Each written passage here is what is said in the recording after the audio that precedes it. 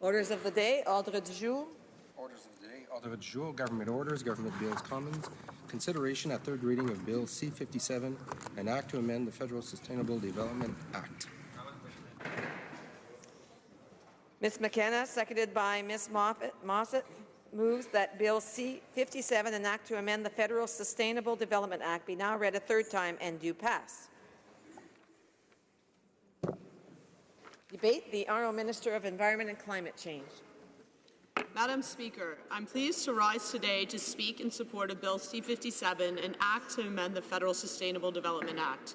I'll describe how our government is taking action to ensure that a clean environment and a strong economy go hand in hand, our work with provinces, territories, Indigenous peoples, and international partners to address climate change, and our support for the Global 2030 Agenda for Sustainable Development Goals. I will then speak about how Bill C-57 supports our strong commitment to sustainability and the way it will contribute to a more effective, inclusive, and responsible sustainable development strategy in the future. Discussing how Bill C-57 supports our strong commitment to sustainability, as well as how the proposed changes will contribute to more effective, inclusive, and accountable sustainable development strategies in the future. First, though, I'd like to take this opportunity to once again thank the members of the Standing Committee on Environment and Sustainable Development. The committee's unanimous second report, Federal Sustainability for Future Generations, provided thoughtful recommendations that were the foundation for this bill. I'd also like to congratulate the members of the committee for their work in considering and amending Bill C-57 and for taking part in fruitful discussions and debate. Their efforts resulted in a number of improvements to the bill, which I will be discussing today. And of course, I'd like to again recognize the Honourable John Godfrey, former Member of Parliament for Don Valley West and sponsor of the original private member's bill that became the Federal Sustainable Development Act. His vision and leadership gave rise to the current federal sustainability approach that we are seeking to build on and enhance through this bill. Madam Speaker, Bill C-57 is about advancing sustainable development in Canada. I've noted before in this House, and I'll continue to emphasize, that advancing sustainable development is a priority for our government. And Canadians have said that they want a sustainable future for Canada. We've always maintained that a clean environment and a strong economy can and must go hand in hand in the modern world. We also know that the well-being of Canada's future generations depend on it. As part of the global community, we're all facing serious challenges, including the continued threat of global climate change. Here in Canada, we're already experiencing the effects of a warming planet, from wildfires that rage longer and harsher than ever before, to thinning sea ice in the Arctic, to rising sea levels that threaten communities from coast to coast to coast, to unprecedented flooding, something we experienced firsthand here in the Ottawa-Gatineau area about this time last year. Il faut agir. We have to act, and we are acting together with our partners in Canada and around the world. Our government has committed to implementing the Sustainable Development Strategy by 2030. And that's the international framework to fight poverty and inequality and address climate change, leaving no one behind. As the Prime Minister said in a recent speech at the 62nd session of the General Assembly of the UN, we are committed to pursuing the Sustainable Development Goals by 2030, and we're committed to working with our international partners to achieve those goals around the world. The Federal Development Strategy reflects our commitment to this 2030 timeframe. Our strategy includes ambitious goals that are in line with global goals for sustainable development. The federal strategy, with its specific medium-term and short-term goals or yardsticks, will implement the environmental aspects of the 2030 strategy. Goals and reporting through the 2030 Agenda, ensuring that Canadians have a thorough view of our sustainable development priorities and of our accompanying national actions to advance the 2030 Agenda. Tackling climate change, the most pressing challenge of our time, is an important part of the 2030 Agenda and a priority for our government. Transitioning to a low-carbon economy is critical if we want to ensure a good quality of life for our children and grandchildren. Inaction is not an option. Recognizing this, our government ratified the historic Paris Agreement in October 2016 and worked with provinces, territories, and Indigenous peoples to develop the Pan-Canadian Framework on Clean Growth and Climate Change. Canada's comprehensive plan to reduce emissions across all sectors of the economy, accelerate clean growth, and build resilience to climate impacts. Implementation of the framework is now well underway, with good progress already achieved on measures such as phasing out coal-fired power generation by 2030, developing regulations to reduce methane emissions from the oil and gas sector, and introducing a clean fuel standard. This past June, our government launched the $2 billion Low Carbon Economy Fund to support projects to reduce greenhouse gas emissions. We're also working with provinces and territories to ensure carbon pricing applies across Canada, including developing a federal carbon pricing backstop system. In addition, we will continue to work with our international partners to move forward on the global efforts to address climate change.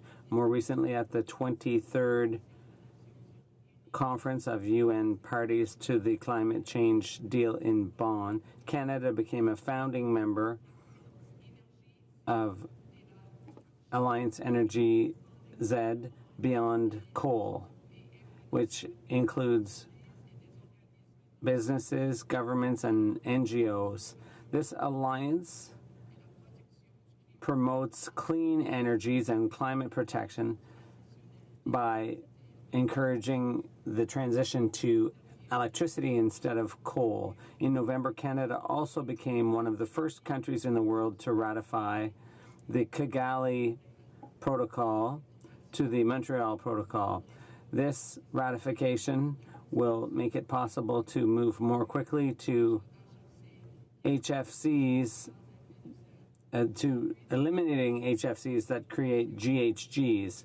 This amendment to our climate change has made it possible for us to publish our regulation that will reduce HFC consumption by 85% between now and 2036. We're engaging coastal communities, stakeholders, and all four orders of government as we implement our Oceans Protection Plan. As part of this plan, we introduced legislation in May to formalize the moratorium on crude oil tanker traffic on British Columbia's north coast. We've also achieved our commitment to protect 5% of Canada's marine and coastal areas by 2017 and remain committed to protecting 10% by 2020. In August, the federal government, Nunavut, and the Kikitani Inuit Association announced the official boundary for new national marine conservation in Tayurutup-Amanga, Lancaster Sound, which will be the biggest protected area ever established in Canada. And we're continuing to conserve and connect Canada's lands, lakes, and rivers. With the Government of Alberta, we are leading a process to meet our target of 17% of terrestrial areas and inland waters conserved by 2030. This includes gathering advice from a broad range of stakeholders through the National Advisory Panel and the Indigenous Circle of Experts. So, Mr. Speaker, Madam Speaker, it's clear that we're taking effective action to realize our vision of a clean environment, a strong economy, and a better quality of life for Canadians. Much is being done, but more progress is needed to meet the challenge of sustainable development and to take advantage of its opportunities. That brings me back to Bill C-57. This bill would make important improvements to the sustainability approach by the 2008 Federal Sustainable Development Act, particularly in the areas that require the government to prepare and report on sustainable development strategies. It would make these strategies more accountable and inclusive, thereby making them more effective. This will help to hasten our progress towards a more sustainable Canada, something I'm sure we all support. Madam Speaker, I'd now like to take this opportunity to share the specific amendments proposed in Bill C-57. First, the bill proposes a new purpose, which clarifies that the focus of the Act and the Federal Sustainable Development Strategy is sustainable development, not strictly related to the environment. It would shift the Act's focus from planning and reporting to driving action and improving Canadians' quality of life. And it would specify that the Federal Sustainable Development Strategy must respect Canada's domestic and international obligations. Le projet de loi Bill C-57 also adds principles to the Act to guide our cross-government approach, including strategies for each federal organization and department. That includes the intergenerational equity principle, which goes to the very heart of the concept of sustainable development. The current Act requires each department to develop its own strategy within the parameters of its mandate and the federal Sustainable Development Strategy. With Bill C-57, over 90 federal organizations, currently there are only 26, will work together in a coordinated fashion to reach common goals. The bill also strengthens our government's commitment to an inclusive approach to sustainability and bolsters the council. It will double the number of Indigenous members of the council. They'll go from 3 to 6 members, which will give the council a clear mandate for sustainable development. It would strengthen the government's accountability for achieving concrete and meaningful sustainable development results. Part of the recommendations would shift the focus in the Federal Sustainable Development Act from planning and reporting to results. This is extremely important. We want to see results. We need to show that government departments understand the importance of sustainable development. One way to do that is to have strong targets, measurable targets, targets that have a clear time frame for their achievement. Bill C-57 will ensure that future strategies continue to have a focus on results and increase the accountability of departments and agencies for setting and achieving ambitious sustainable development targets. This will enable Canadians to closely track whether the government has met its commitments. Parliamentarians have an essential role to play in holding the government to account for sustainable development results, and Bill C-57 would support and strengthen this role. Building on the requirements of the current Act would ensure that federal organizations report each year to the Standing Committee on the Environment and Sustainable Development and the equivalent committee of the Senate on actions taken to meet their commitments and to see results achieved. Also, recognizing the crucial role of parliamentarians, Bill C-57 will provide for a permanent review of the Act by a parliamentary committee. A review would be carried out every 5 years, further strengthening accountability and supporting continuous improvement of the Act and its implementation over time. Madam Speaker, I want to acknowledge that, as well as providing the foundation for this bill through their unanimous report, the Standing Committee on Environment and Sustainable Development strengthened it by studying the bill and proposing thoughtful amendments. I want to thank all the committee members for their contributions. Good ideas from all sides were considered, debated, and discussed. While all of the amendments accepted by the committee resulted in important changes to the bill, I would like to highlight a few in particular that will contribute to the government's sustainable development approach. First, the committee accepted an amendment proposed by the Honourable Member for Kingston and the Islands that added a new principle to Bill C-57. This principle tells us that sustainable development is an evolving concept. It clarifies that achieving sustainable development does mean protecting our environment, but it also means protecting health, promoting equity, conserving cultural heritage, respecting our domestic and international obligations, and recognizing our responsibility to future generations. Our government will look to this principle to develop strategies that go beyond environmental issues to address sustainable development as a whole, and that draw on well-accepted approaches to promoting sustainability, such as applying the precautionary principle. Les consultations publiques. Public consultations are a key part of the current legislation. Comments from Indigenous people, stakeholders, and the public have shaped the federal Sustainable Development Strategy, the current strategy, which has made it possible for us to reach more ambitious, measurable goals and to focus on support for sustainable development programs within the UN's 2030 timeframe. All federal organizations will take into account the comments flowing from the consultation in developing their individual plans. There's also the proposal from the member for Hastings, Lennox, and Addington, which will make it possible to have the Act focus on sustainable development more rather than just on the environment. For example, Treasury Board will establish policy and issue guidelines on the repercussions of government activities on sustainable development and not just environmental impacts. Improvements. How will Bill C-57 support greater progress towards our vision for sustainable development in Canada?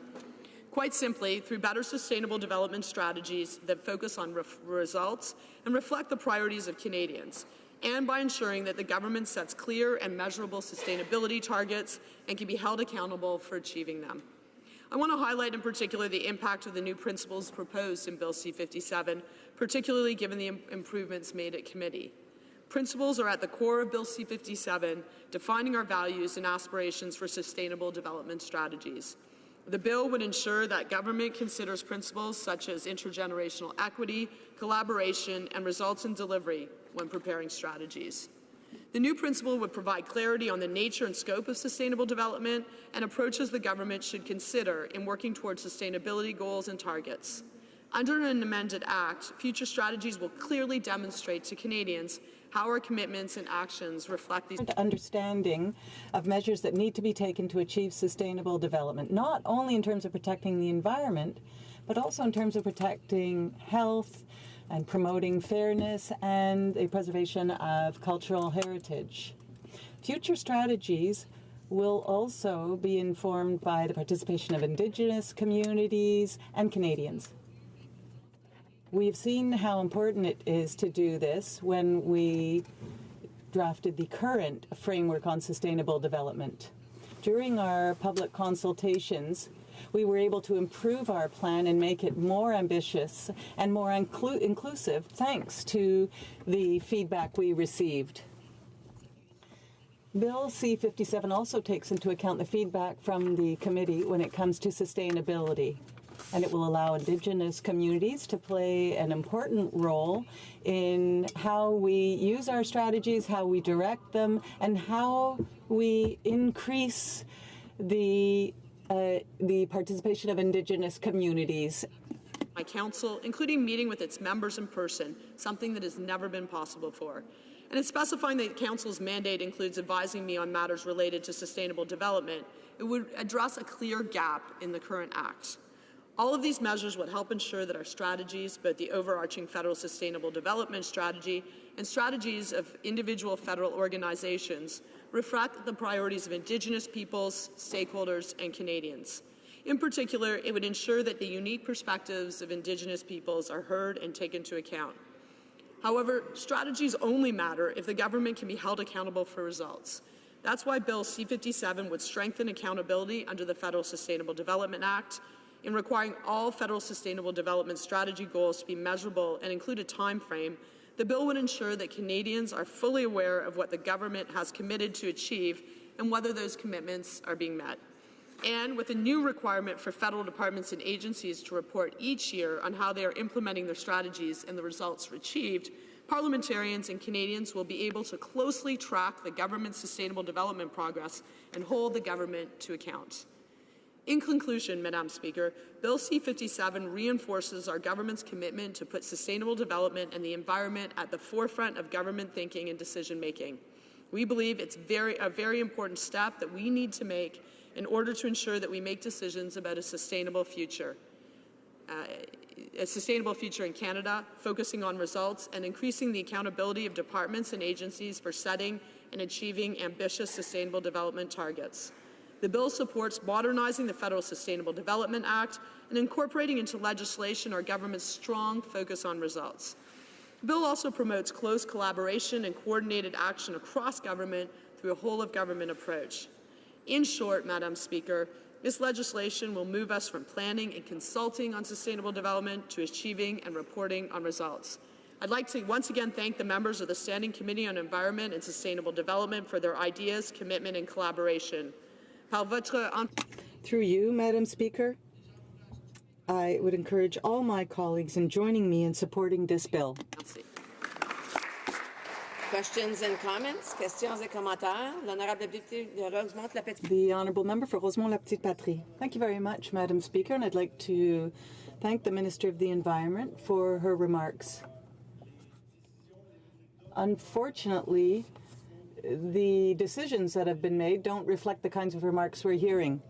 We've already seen that Canada won't meet its greenhouse gas emissions targets for 2020, 2030, and we heard that from the Commissioner of the Environment. And with respect to the Commissioner of the Environment, it's very interesting because in the April report, she pointed out without changing course, Canada will not be in a position to achieve the 7 Sustainable Development Goals that it committed to achieving twice since 2015. And the Prime Minister during the UN General Assembly also made that commitment. 5 departments have changed its targets or rather its strategy and have not set itself any new targets. So there's no system for the departments. Indigenous affairs, global affairs, status of women, employment and social development, as well as the Department of Environment and Climate Change. So how will they be able to achieve the UN goals if its own departments has no structure to set targets and no follow-up system? Can she explain? The Honourable Minister of the Environment and Climate Change. I'd like to thank my colleague for his question. Under C-57, there will be improvements. There will be an increased focus on results, and I'd like to thank the committee. They made thoughtful proposals for the Federal Sustainable Development Act, and Canadians want to have a sustainable future. What this bill does is show clearly that sustainable development and the environment are at the heart of our decision-making now and in the future. And thanks to the recommendations of the committee, the sustainable development criteria have been improved for Canada. We took into account all the committee's recommendations, and we feel that it will go a long way to improving the bill and that we will get results. Questions et commentaires? The honourable member for Sarnia-Lambton. Well, thank you, Madam Speaker, and I'd like to thank the Minister for her comments. In her speech, she talked about intergenerational equity and this principle, and this is news to me, and I'm interested to understand what is really meant by that and what kind of actions will the government take to support that principle. Thank you. The honourable minister. I'd like to thank the member opposite for the question. Canadians have clearly said that they want a sustainable future for Canada. And when you talk about a sustainable future, you can't do it without thinking about future generations. Indigenous peoples often talk about 7 generations. I have 3 children. I often think about the future they want, and this is exactly what this Act does. This Act is intended to make sure that as government makes decisions that we consider the impact on future generations, that we look at sustainable development as a whole. I'm very pleased that we are incorporating suggestions from the committee. It was a unanimous report from the committee that we focus on results. We also focus on expanding the scope so that we have more government departments that are included, that there's more transparency, that we really need to be working together to ensure that future generations, my kids, our grandkids, have a sustainable future. And comments, the honourable member for Guelph. Thank you, Madam Speaker, and thank you to the Minister of the Environment and Climate Change for bringing forward Bill C-57, including the recommendations from the committee for discussion. I had a conversation this morning, Madam Speaker, with one of my constituents who was concerned about methane emissions in agriculture and if these are included in our sustainability goals. I mentioned a sustainable agriculture study that I was part of on the Agriculture Committee that we just completed. The mention of CH4 was made in the Minister's presentation on methane in the oil and gas industry. Could she maybe expand on methane and the importance of controlling methane and reducing methane emissions, addressing my constituents' concerns? Thank you, Madam Speaker. The honourable minister. Thank you, Madam Speaker, and I want to thank my colleague for his very hard work. Also, Guelph has been a real leader when it comes to the environment and sustainable development. When we approach tackling climate change, we know that we need an approach that brings together farmers, that brings together business, that brings together environmentalists, that brings together all Canadians. And that's certainly the approach we've taken through the Federal Sustainable Development Act, through recommendations actually from the Commissioner for Sustainable Development. We looked at how could we align the international sustainable development goals and the 2030 agenda with what we're doing here in Canada. We think that's very important. Taking climate action is one of the big priorities under the Sustainable Development Goals internationally, clearly aligned with our priorities here. We are working with all Canadians, including farmers, to find innovations, to find solutions, to figure out how we can reduce our emissions while, of course, growing our economy, ensuring good jobs for farmers, for agriculture workers, for all Canadians. And we know we can do this. We understand that the environment and the economy go together. Questions and comments? The honourable member for Sarnia-Lambton. Well, thank you, Madam Speaker. Now I understand what the minister means by intergenerational equity. It seems to me that with the huge deficit spending the Liberal government is putting in place, that $1.5 trillion of debt being left for your children is not something that's considering their sustainability. And would the minister agree? Honourable Minister. Thank you, Madam Speaker. I mean, we're here focused on Bill C-57, which is on sustainable development, but I'll always stand up for our government's broader agenda, which is making key investments which actually are about the future.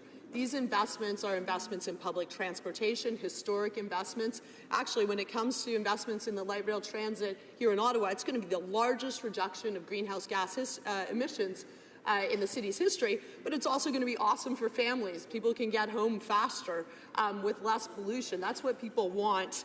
And we understand, though, that actually climate change is, inaction on climate change is a tax on future generations. I wish the party opposite would understand that. We don't take action now. We're paying the consequences now. We've seen historic floods, droughts, forest fires. Prince Edward Island is shrinking by 43 centimeters a year. We need to take action on climate change while growing our economy, and that's exactly what we're doing. And comments? The Honourable Député de Salaberry. The Honourable Member for Salaberry-sur-Roi. Thank you, Madam Speaker. There are a number of things I don't quite understand in the remarks of the Minister of the Environment, especially when she says that she'll improve accountability and improve results. My colleague from Rosemont-la-Petite-Patrie even said that even the Commissioner of the Environment said in several reports that the Minister of Sustainable Development and Climate Change doesn't even have a plan in that department to follow up on the achievement of the 2020-2030 goals. And amongst the 17 UN criteria, it says clean energy, affordable clean energy, and responsible production. We don't even have those criteria here. The Liberal government has just approved a $4.5 billion purchase of a Kinder Morgan pipeline. So how, by tripling oil production, can you say that this will be responsible production with no environmental assessment? And how can you say it will be responsible for future generations when we know that it is the environment of future generations that will be polluted, and it will be those generations that will have to pay for today's decisions? The Honourable Minister of the Environment. Thank you, Madam Speaker. And I'd like to thank my colleague for her question. Now, we're here to talk about Bill C-57. I hope that I can count on the support of the NDP party. I think I can. Now, obviously, we do have a plan, a climate change plan. We had a government that for 10 years did nothing on climate change. We have a plan. We have negotiated a plan. We took a year to negotiate with the provinces and the territories, with Indigenous communities, with all Canadians. And under that plan, we have looked at how we can tackle greenhouse gas emissions throughout the sectors, across all industries and sectors, including the oil sector. We will carry on with that plan, and we are going to make sure that we achieve our international targets. The Honourable Parliamentary Secretary is rising on a point of order. Yes, thank you, Madam Speaker. There's actually 3 points of order or references that I'm going to have to make this morning, so I'll start off with the first one. Madam Speaker, I rise today to respond to the question of privilege. Were you wanting me? Yes? Continue? Okay. I rise today in response to a question of privilege raised by the Honourable Member for Carleton on May the 31st, 2018, with respect to the alleged ministerial interference with regards to Bill C-74. My honourable colleague in his statement argued that his and the members of the Finance Committee's freedom from obstruction and interference has been breached. Madam Speaker, I would argue that the matter before us today does not meet the requirements to be considered prima facie breach of privilege and is rather a debate as to the facts. First of all, as you mentioned on many occasions in recent rulings, matters must be raised at the earliest opportunity. This is not the case here. In an article dated May 14, 2018 from the Globe and Mail, the member is reported as saying, and I would quote, he will be asking House of Commons Speaker, mentioning the Speaker's name, to rule on the issue when the House of Commons resumes next week. And a quote. This clearly didn't happen, as it was a whole 17 days later that the honourable member raised his point of privilege. Secondly, the actions alleged here are related with actions of a civil servant. These matters have historically not been qualified as a breach of privilege.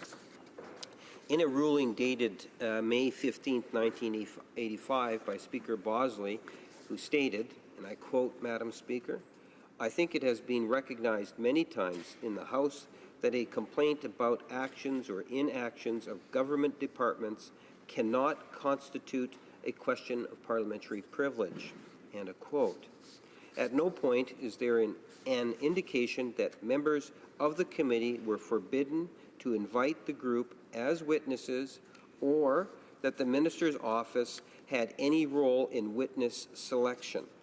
As such, Parliament has acted independently from the minister's office, and there is no ground to qualify these actions as interference. At the core of the current debate lies the concept of parliamentary privilege.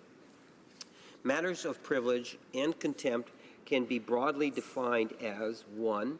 Anything improperly interfering with the parliamentary work of a member of Parliament, or 2. An offence against the authority of the House. The situation brought forward by the honourable member for Carleton doesn't fit any of these categories, as no individual MP has been impeded and there has not been any offence against the authority of the House.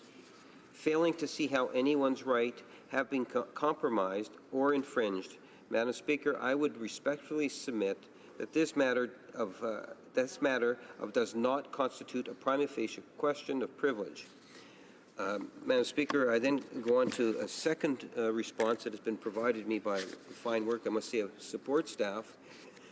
So I would respond to this particular question of privilege raised by the honourable member from Medicine Hat, Cardiston, Warner, on May the 29th, 2018, with respect to an alleged contempt of Parliament on behalf of the RCMP. In his argument, the honourable opposition member argued that in multiple online publications of the RCMP, adoption of Bill C-71 is presumed because it didn't use the conditional tense when discussing its possible effects. I would argue, Madam Speaker, that the matter before us today is not a question of privilege, but rather a matter of debate. Furthermore, I would state that, Madam Speaker, when one reads, as referred to, the honourable member, and again I would quote Special Business Bulletin number 93, one finds the following statement at the beginning. and I quote, Bill C-71 will affect this is a tough one for me to pronounce, Madam Speaker, the Czeska Zabrojovka, bracket CZ, firearms in your inventory in one of three ways. They may become prohibited, they may become restricted, or the classification may stay the same. End of quote. I should note that the same introduction is given to the document titled, How Does Bill C-71 Affect Individuals? End of quote. Mentioned in the member's point of privilege, as you see here, there is clearly no presumption of anything. Therefore, Madam Speaker, I would argue that the member's point of privilege isn't based on any precedent or jurisprudence. In his argument, the honourable member cited a long list of so-called relevant precedents with regards to the RCMP interfering with the work of members of Parliament. None of these elements mentioned in his long list apply here, as the question is not whether a member of Parliament has been arrested or interrogated, spied on, or had his access to Parliament blocked. We aren't talking about misleading information being given to parliamentarians. Consequently, none of these decisions are pertinent to the matter at hand. As such, Madam Speaker, I believe it is impossible to find a ground for contempt. Consequently, I respectfully submit that this is a question of debate and as such does not constitute a prima facie question of privilege. The third issue that I wanted to raise and respond to, Madam Speaker, is the question of privilege raised by the honourable member from Elmwood, Transcona, on May the 29th, 2018, with respect to the Treasury Board Vote 40. My honourable colleague, in his statement, asked the Speaker to strike Vote 40 from the main estimates. In his argument, the honourable opposition member argued that, in his opinion, the budget implementation vote is not consistent with the legal mandate of the Treasury Board. To the point of the vote being consistent with the legal mandate of the Treasury Board, the member's whole argument, Madam Speaker, against Vote 40, as well Vote 5, is based on a narrow reading or outright misreading of Section 7, Bracket 1 of the Financial Administration Act. Also, nothing in the standing orders of the House of Commons presume to clarify or constrain the limits of Treasury Board's policy authority. Furthermore, Madam Speaker, I would like to reiterate the statement that was made by the Speaker in his decision on May 29, 2018. In his decision, the Speaker indicated, and I quote, "There are ample precedents of monies being granted to a central fund. The most well-known of these is Vote 5 under Treasury Board for Government Contingencies. Ultimately, the government determines the form it requests for funds will take." End of quote. With regards to Vote 5, which the honourable member addressed in his statement, there has not been any criticism from the Auditor General on this subject since the 2002 report. That is 16 years ago, Madam Speaker. As for the proper way to strike such a vote, I would once again refer to the aforementioned decision from the Speaker. In it, the Speaker emphasized that, and again I would quote, "While committees have no power to change the destination of the spending, as this would violate the Crown's right to initiate spending requests, they do have the power to reduce or even reject the amount of a vote if they are not satisfied with the information provided." End of quote. And that whether or not the explanation of a particular request is sufficiently detailed or if the destination is the appropriate one. I would go on to further quote, Madam Speaker, "are matters for the members to consider when studying and voting on the estimates." End of quote. As such, I believe it is impossible to qualify 40 as inconsistent with the mandate of Treasury Board. Consequently, Madam Speaker, I respectfully submit that there is no ground to strike vote 40 from the main estimates. Madam Speaker, I appreciate and thank you for your time. I appreciate the information, the additional information that the Parliamentary Secretary for the Government House Leader has provided. We'll take it under advisement and we'll come back should it be required. Resuming debate, reprise de débat, the honourable member for Sarnia-Lambton. Thank you, Madam Speaker. Madam Speaker, it's a pleasure to rise today in the House and to speak to C-57, an act to amend the Federal Sustainable Development Act.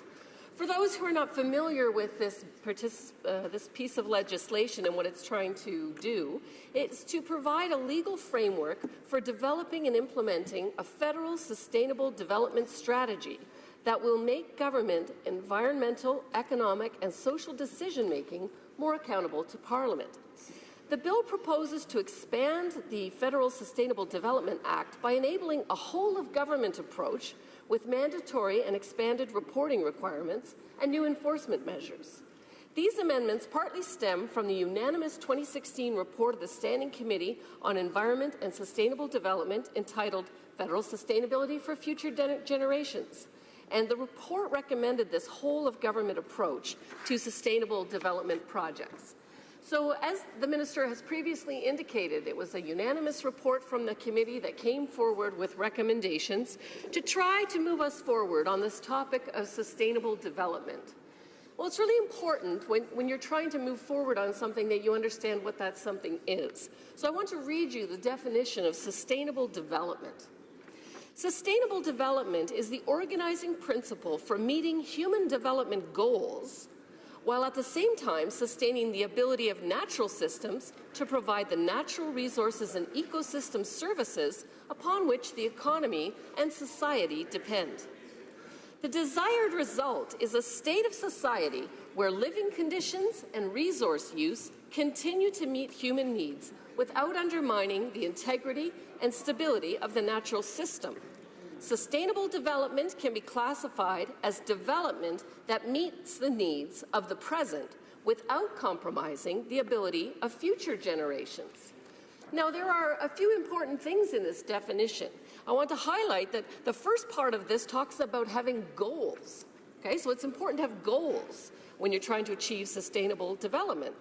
The second part that is really important to me is the part that says you're meeting the needs of the present without compromising the ability of future generations. And I think that you'll see in my speech that I may highlight a few areas that could be of concern there. Now, in terms of the goals of the government, we said we need goals on sustainable development. So what are the goals of the Liberal government here? Well, I think we've all heard time and time again, and I don't have the exact count, but that the environment and the economy go hand in hand. And so this is obviously a goal of the government to see this become a reality in the country. And we also know that the government is keen to address climate change by reducing greenhouse gas emissions. So if those are the goals, it's important to go and look at and see, well, how is that going? So first of all, let's talk about the Auditor General's report, because the Auditor General takes a look at what the government is doing and provides comment on their progress. Here we are about 65% through this current parliamentary session. And unfortunately, the Auditor General's report is not very flattering in terms of what's happening with the Environment Minister. First of all, the report talks about the progress that should have been made on reducing greenhouse gases. Remember that the Liberal government boasted in the last election it was the only party that could address Canada's climate change challenges. And after 2 years, the Auditor General gave it F, a failing grade. We concluded that the Environment and Climate Change Canada, the measures to reduce greenhouse gas emissions contained in the framework, had yet to be implemented. So 2/3 of the way through the mandate, and these recommendations have yet to be implemented. She went on to say this: "We concluded that Environment and Climate Change Canada did not make progress towards meeting Canada's commitments to reduce greenhouse gas emissions." So the report says no progress has been made. It didn't just say there was insufficient progress or not enough progress. The Commissioner said that no progress was made. In the meantime, the one thing the Minister and her government did was impose a massive carbon tax on Canadians, which is causing impacts that we will see for generations. So the Auditor General, having concluded that Environment and Climate Change Canada did not provide adequate leadership to advance the federal government's adaptation to climate change impacts. So the progress made is nothing, and they haven't implemented a plan. And so that's not going very well. So how's the economy going? Let's take a look at that. Because we can see that during the 2/3 of the mandate that the Liberals have been in charge, $80 billion of investment has left Canada in the energy sector. 100,000 energy workers lost their jobs. 400,000 forestry workers have been impacted by the government's inaction on the softwood lumber file. And who knows what the impacts are that we're going to see from the most recently announced tariffs on steel and aluminum, which are huge industries in Canada. In addition, we see from the whole Kinder Morgan pipeline fiasco that the government has stepped in and spent $4.5 billion of taxpayers' money to buy 65-year-old assets that will not build 1 inch of new pipeline. And instead of encouraging private investment in the country, which is what Kinder Morgan was planning to do, they were planning to spend billions and create thousands of Canadian jobs. Now we've given Kinder Morgan money to take to the U.S. and create jobs there, and instead we're not creating those jobs here in Canada. There's no evidence that the government's addressed any of the conditions required to keep the NDP from protesting against the pipelines, the BC government from opposing this, and to get the license from the Indigenous people that they need in order to move forward. So that's one part of the economy. The other part of the economy is the deficit. And we see that starting with a $10 billion deficit, that was the promise they ran on in the 2015 election, all of a sudden the deficit the first year was twice that, and the second year was twice that, and now this third year it's 3 times that, and there's no end in sight. They will not be returning to a balanced budget within the mandate. And the projections are they won't be returning until 2045. And they've added $1.5 trillion to the deficit. This is ridiculous. If we think about the principles of sustainable development that I just read you that says we want to meet the needs of the present without compromising the ability of future generations, well, Madam Speaker, it's the future generations that are going to have to pay for the debt that this government has racked up. I did simple math yesterday to try to figure out what that was going to look like, and it looks to me like every taxpayer in Canada will pay $5,000 right off the top just for the interest on the debt that the government is accumulating. So this spending pattern is definitely not sustainable development, and it's not helping the economy. We see that people are losing confidence in the Canadian economy and not the other way around. And worse, we've put in place environmental regulations that lengthen the approval process, that create uncertainty in the approval process, and drive investments out of Canada. And we've seen under the Liberal government the Energy East project be withdrawn by the private investor. The Petronas LNG project went the same route. And the government arbitrarily decided that the Northern Gateway project was not to be built. And so really, investors that are in other countries looking at Canada are not inspired to think that development is sustainable or even achievable here. And so the government needs to do something to change that climate. Now, as you know, I'm not one to just criticize without making helpful suggestions. And so I do have some helpful suggestions that I think that the government should look at. First of all, let's talk about their climate change plan. You know, Canada, it makes up about 2% of the carbon footprint of the world. So truly, we could eliminate the whole thing, and it really wouldn't make a big difference in terms of addressing climate change. But we do have some things that we can do.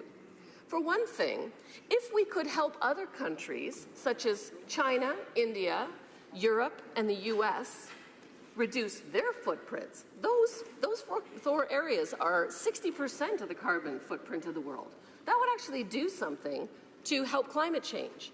And how could we do that? Well, we have technology and resources that we could bring to bear. If we can get the oil to the coasts and sell it to China and India and Korea and places like that in the world that want to purchase our oil, they will get off coal. That is a huge advance in terms of reducing the carbon footprint in the world. In addition, Canada is very well known for our renewable technology. In my own riding of Sarnia-Lambton, we have one of the largest solar farms in North America. We have wind power. We have a whole bioinnovation center devoted to coming up with new innovations to cleverly create power in the world. Just a couple of these ideas. One of them is a vortex machine that could be used in places that have warm seawater, using the warm seawater to create power and energy. An excellent piece of technology. If you're not familiar with it, you should go look up the Lambton College and Bioinnovation Center in Sarnia-Lambton and look at that technology. But there's other pieces of technology that we have. Carbon sequestration is something that Canadians are known around the globe for. And leveraging that technology would also do lots to help the world reduce their carbon footprint. And that is important because there are things that are in our control and there are things that are outside of our control. A volcano goes off. We've got that volcanic thing happening in Hawaii right now. Within just a few short days, that will put out more of carbon footprint than almost the entire planet. And those are things that we can't control. We know forest fires are the same. The number of forest fires we have in North America every year totally undoes all of the work we try to do in carbon footprint reduction. And so, we need to have a plan there. The other thing the government needs to consider with respect to climate change is having a plan to address the impacts of climate change. We know that in Canada, we've seen an increase in flooding, for example. We had severe flooding in Calgary, we've had severe flooding in Winnipeg, we had severe flooding in Toronto, down in the Atlantic provinces.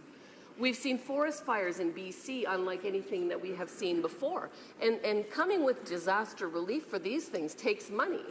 And there's issues that can be predicted. The permafrost, for example, as it's melting in the north, impacts on the infrastructure like roads and highways. So where is the government's plan to address and have contingency for these things that will be coming forward?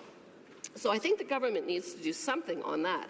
Now, with respect to the economy and making sure that the environment and the economy go hand in hand, they need to take a look at how they are creating a climate for business investment here in Canada. And I would suggest that they look a little to our neighbors to the south who are lowering corporate taxes, who do not have a carbon tax in everywhere but California, who are reducing regulatory burden instead of putting in additional processes that add time, that add bureaucracy, that add cost, and that uncertainty to the projects. And they should take a look at those situations and try to create a competitive environment here in Canada. I think Canada can compete. We've got great talent, we've got great resources, but if we don't create a climate where investors want to come and do business and feel certain that they can, then we will lose out. Now, I think we can't put all of our eggs in one basket, so the government needs to think more broadly about sustainable development than just climate change. There's a number of issues in Canada that we need to pay attention to that I don't feel are receiving adequate attention today. The pine beetle issue on the forests in the West. The pine beetles are eating our forests. That's one of our great natural resources. It's something that drives industry and jobs in Canada as well. And not to mention, this is something that absorbs carbon dioxide. So we need to be paying attention and addressing that crisis. We see the algae bloom issue in Lake Erie. And that is another issue that needs to be addressed. I know plans are in place and people are working with the agriculture industry and others to try to reduce phosphorus loading, but there's more to be done there. In terms of our agriculture industry, it's another area where it's very important not just to sustain the industry and for us to all be able to eat, but it's also growing things that, again, are helping us with a carbon sink. And the agriculture industry is under attack here in Canada. We are putting regulations in place on this industry to ban pesticides for them without replacements, and to allow people to ship into the country food grown with those exact pesticides. So that's another example where Canada is not competitive. I think the other thing I would say is that in terms of raising livestock, the government's just currently introducing something to eliminate being able to sell feed with antibiotics pre-mixed in it. That is given to animals that are sick. It is not given wholeheartedly across all animals. And it's another example where other people in other countries then can raise their animals in a way that's more competitive and ship those products in. I could go on about the water issue in Canada, another one of our great natural resources. I'm terribly disappointed in the government's progress on eliminating boiled water advisories across the country. But I can see that my time is nearly up, and so with that, Madam Speaker, thank you. The honourable member will have 4 minutes and 50 seconds after the questions and the question period. Statements by members. The honourable member for Richmond, Steveston, Richmond East. Thank you, Madam Speaker. Madam Speaker, on Saturday, April the 21st, I attended the celebration of life at South Arm United Church for Lois Carson Boyce, who passed away at the age of 99 years young. Lois was a proud member of the Royal Canadian Air Force during World War II, before dedicating her life to the peace movement, the environment, seniors' issues, and the cause of social justice. Her volunteer work earned her many awards, including the prestigious Golden Jubilee Medal, the Richmond Chamber of Commerce Community Service Award, and the Ethel Tibbetts Award, in recognition of her contributions as a Richmond pioneer. Lois dedicated her life to Richmond and making it a better place. Madam Speaker, she will truly be missed. The honourable member for Flamborough-Glanbrook. Speaker, today is the beginning of June, and it's also the beginning of Scleroderma Awareness Month. Scleroderma is a progressive and chronic connective tissue disorder that can attack one's internal organs, literally shutting them down one by one, and can also cause weeping ulcers, skin deterioration, and Raynaud's disease, amongst other symptoms. As many in this House already know, I had to watch my mother suffer the awful effects that scleroderma brings, and that eventually took her life. It was one of the most heart-wrenching experiences of my life. Unfortunately, my mother was just one of many women to be afflicted of scleroderma, as almost 80% of sufferers are women, and most are diagnosed between the ages of 30 and 50. We still aren't sure what causes scleroderma, but what we do know is the number of diagnoses are on the rise. Speaker, research on new therapeutic measures has been promising, but much more is needed. We need more funding to drive this research to find a cure and stem the tide of this horrid disease. We can and must assure the men and women suffering that the Government of Canada is in their corner. Hear, hear. The honourable member for Ottawa West Nepean. Madam Speaker, I was honoured to cut the ribbon at the opening of Algonquin College's new Discovery, Applied Research and Entrepreneurship Building and Centre for Indigenous Entrepreneurship District, or DARE. It will include the college's new library, learning centre, and Indigenous Commons, as well as a cybersecurity centre, making it, as forward-thinking college president Cheryl Jensen would say, a truly collaboratory space. It will also include new training and evaluation facilities for jobs in high demand, a multimedia production center, an expansion of applied research, innovation programs, and a dedicated space for Indigenous entrepreneurship. $21.9 million through our post-secondary institutions strategic investment fund, continuing our goal to make every Canadian innovation ready, meaning ready to discover new ideas, spot opportunities, and imagine new possibilities. The DARE district is where we can all dare to dream. Thank you. The honourable member for Mississippi Churchill River. Madam Speaker, today I rise to congratulate two groups from Northern Saskatchewan who will be receiving the Prairies Action Foundation Youth Leadership Award in Regina next week. The Clearwater River Youth Project venture teaches young people the values of culture, teamwork, and communication. Their programming strengthens the youth's connection to each other, the land, their culture, and their community. Congratulations to all involved. Second, the We Schools group at Hudson Bay Community School in Hudson Bay, Saskatchewan, led by Leanne Borowitz. Students worked together on a variety of projects, including a fundraising effort for the Hudson Bay Hospital. These young people showed us all together we have the ability to make positive change in our communities regardless of how old we are. I very much look forward to meeting both groups next week as they receive their awards. Thank you. The honourable member for Thérèse de Blainville. Madam Speaker, building bridges in the community means building a healthy, harmonious, respectful, and tolerant place. Building bridges is the inclusive and inspiring theme for the 50th anniversary of the foundation of the city of Blainville on June 29th. This young city has a centuries-old history because, as a matter of fact, Blainville came out of the seigneurie of soldier Jean-Baptiste Céléron de Blainville, who died in combat in 1756. With its long past but young spirit, Blainville is one of the 5 best cities in Canada to raise children, and I have the honour of representing the people of Blainville here in Parliament. I'm proud, and I invite members to celebrate this anniversary of Blainville, which advocates and inspires the best values in Canadian society. Happy birthday to all the residents of Blainville. Happy 50th anniversary. The honourable member for Beauport de Beaupré, Île-d'Orléans, Charlevoix.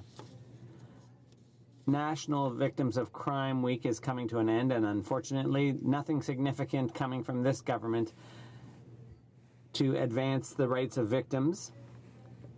In fact, they've done nothing since they came to power. That's a pretty shabby showing for a government that bills itself egalitarian and feminist. Unfortunately, the legislation on human trafficking and sexual exploitation is still not in force. There are judge positions that are still vacant, as is the position of the Victims of Crime Ombudsman, and has been for 7 months. The Liberals have refused to protect this position, which was an official voice in Parliament for victims, because they voted against my bill, which would have protected the position by making it permanent and arm's length, just like the correctional investigator position. That would have been a decisive step towards equality for victims of crime. And with the theme of transforming the culture, it seems to me that for this to make sense, the Liberal government should first transform its own internal culture. The honourable member for Longueuil-Charlemagne. Madam Speaker, as we celebrate Tourism Week in Canada, I'm very proud to invite you to the first edition of RibFest South Shore Montreal, a new festival this weekend in my riding of Longueuil-Charlemagne. Starting today, barbecue lovers are invited to Greenfield Park to enjoy some of the best ribs in town, along with great music, entertainment, and fun for the whole family as we kick off summer in style. I want to thank the organizers for inviting me to judge the competition. That will determine which ribber will be the winner of this year's South Shore Montreal Rib Fest. Madam Speaker, it's a tough job, but somebody's got to do it. Je suis persuadée. I'm sure RibFest South Shore Montreal will be a big hit and will become a must in the region. I'm sure it'll be finger-licking good. Yum. Have you joined with you? The honourable member for Sault Ste. Marie. Madam Speaker, Canada has been hit with punitive tariffs on Canadian steel and aluminum. These American tariffs are unacceptable. My riding of Sault Ste. Marie is a steel town and a border town. We have a long history of trade and friendship with our American neighbors across the St. Mary's River. Within a few hours of this announcement yesterday by the U.S. administration, our Prime Minister responded swiftly and forcefully to stand up for our steel and aluminum industries. I could not agree more with the Prime Minister that Canada could be considered a national security threat to the United States is inconceivable. As we have said, we will always stand up for our workers, and we have announced retaliatory measures to this attack on our industry. Canada will impose tariffs against imports of steel, aluminum, and other products from the U.S. We are imposing dollar-for-dollar tariffs for every dollar levied against Canadians by the U.S. This House should stand together and fight against these unfair tariffs. Thank you. The honourable member for Sturgeon River Parkland. The Prime Minister has no credibility when it comes to electoral reform. During the last election, he promised reform, but as soon as he realized he wouldn't get the result he wanted, he broke his promise. Now he has introduced reforms designed to give the Liberal government an advantage over opposition parties. The Liberals have introduced severe restrictions on political party spending before an election, but they have conveniently neglected to restrict their ability to shower government largesse across the country at the same time. They are tilting the playing field in their own favor. This bill fails to tackle the issue of foreign-funded third-party groups that undermined Canadian democracy in 2015. You have to wonder if the government is leaving giant loopholes in this bill because they want third parties to continue undermining Canada's interests, or is it just another case of Liberal incompetence? I call on the Prime Minister to stop limiting debate and to work with opposition parties to create the best legislation for Canadians. The honourable member for Toronto Danforth. Madam Speaker, cycling is good for our communities. It's a healthy, pollution-free and fun way to get around. But too many people avoid cycling because they're afraid for their safety, and too many cyclists are injured or killed. What we need to do is do more to make sure cyclists are safe. Drivers, slow down and be aware. Give cyclists a minimum of 1 meter of space when passing them. The Ontario coroner found that the leading cause of death or injury was in fact not giving that space. When you're turning right, signal, check your blind spot. There might be a cyclist right to the right of you and planning to go straight through that intersection. Stay off your phone. The message or text is not worth a life. And if you need to take that call, park, but not in a bike lane.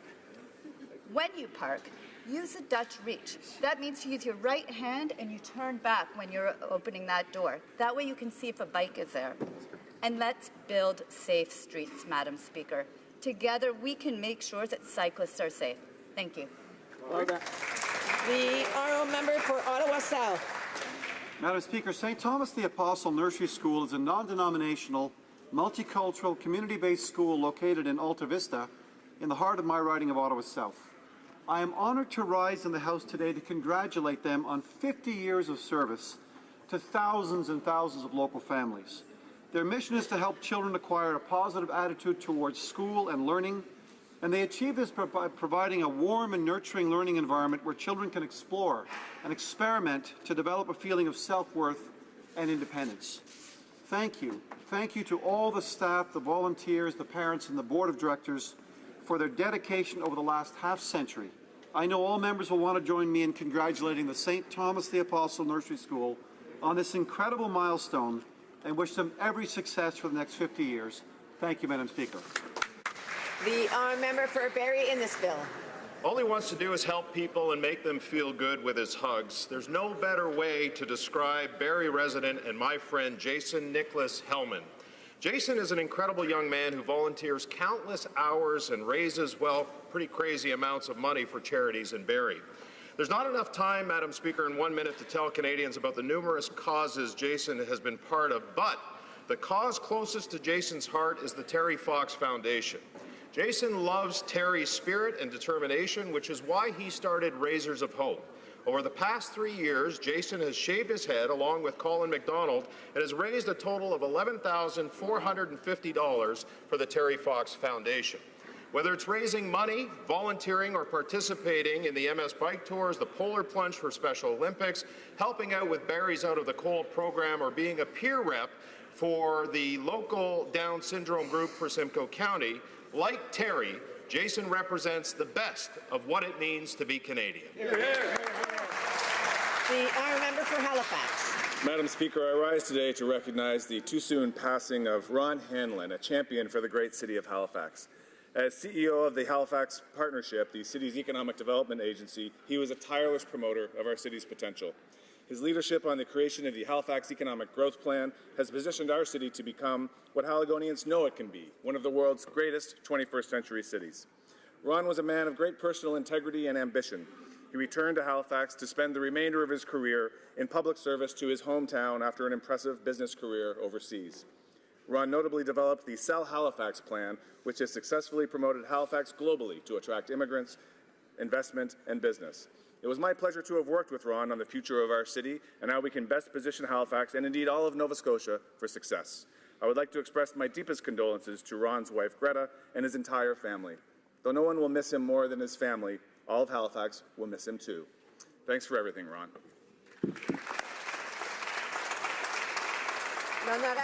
The honourable member for Salaberry-sur-Loire. Madam Speaker, the Relay for Life fundraiser for the Canadian Cancer Society is underway in the Sur-Loire area. Individuals and groups march and relay to raise funds to fight all kinds of cancer. The route is lined with lanterns and hope-inspiring activities and remembrance of the departed. The first, in 2018, took place in Pincourt and raised $207,000. The next will be in Salaberry de Valleyfield on June 2nd in Delta Sauvé Park. The sponsor of the event is Steve Sauvé. The idea is to support prevention and research and improve services to patients and families. I'd like to thank all the organizers, volunteers, and marchers, and I encourage everyone to take part by buying a lantern or by marching, because it's a night to make a difference. And I'm thinking of my sister, who's a survivor and has been involved in the cause for 4 years. Thank you to everyone. For Kitchener-Conestoga. Madam Speaker, the safety of Canadians should be the #1 priority of our government. A strong criminal justice system must always put the rights of victims and communities before special treatment of violent criminals. Reducing penalties for serious crimes sends a wrong message to victims, law-abiding Canadians, and to criminals. The Liberals' proposal to eliminate consecutive sentences for human trafficking is a huge mistake that will have devastating consequences. The Liberals earlier committed to keeping full protections in place for religious officials under Section 176 of the Criminal Code, but are now removing it in C-75. Assault on officiants during a religious service is very serious and must remain an indictable offence. We have major concerns with many other elements of the bill. Later sentencing, such as fines for what are very serious crimes, including participating in the activity of a terrorist group, infanticide, concealing the body of a child, impaired driving offences causing bodily harm, and advocating genocide. Madam Speaker, it's time for the Liberals to put victims ahead of criminals. Thank you, Madam Speaker. The honourable member for Whitby. Madam Speaker, today I rise with great enthusiasm to answer a question that many of my constituents have. Where's Brooklyn at? Well, Madam Speaker, let me assure you that Brooklyn is in the House. For the past 107 years, the Brooklyn Spring Fair has been the can't-miss event for Whitby, Ashburn, Myrtle, and of course, Brooklyn. I want to thank the Brooklyn Agricultural Society, who were busy as bees making sure that the grand opening was perfect last night. From dressing up for the parade to checking out the livestock and farm exhibits at Agriland to having a thrill on the Midway or kicking back and listening to great live music, there is something for everyone in Brooklyn. But Madam Speaker, I do have a little bit of sad news. As a 3-time pie-eating champion, I want to let everyone know that I will not be participating in the contest this year, and I'll be retiring from pie eating. And while I know that this is disappointing, I will assure you that you will not be disappointed in the festivities in Brooklyn during this final weekend of Tourism Week. I invite everyone to come to the Brooklyn Spring Fair, and I look forward to seeing you all at the parade tomorrow morning. Oral questions, questions orales. The Honourable Official Opposition House Leader. Canadians woke up this morning to the reality that we are in a trade war with our friend and closest ally, the United States. This trade war isn't good for anyone, and the consequences will be severe. The Prime Minister knew that President Trump might do this, and so it could not have come as a shock. Although retaliatory measures are appropriate, they alone will not solve the impasse. So just how does the government plan on getting things back on track with our friend and closest ally south of the border? The Honourable Minister of Foreign Affairs.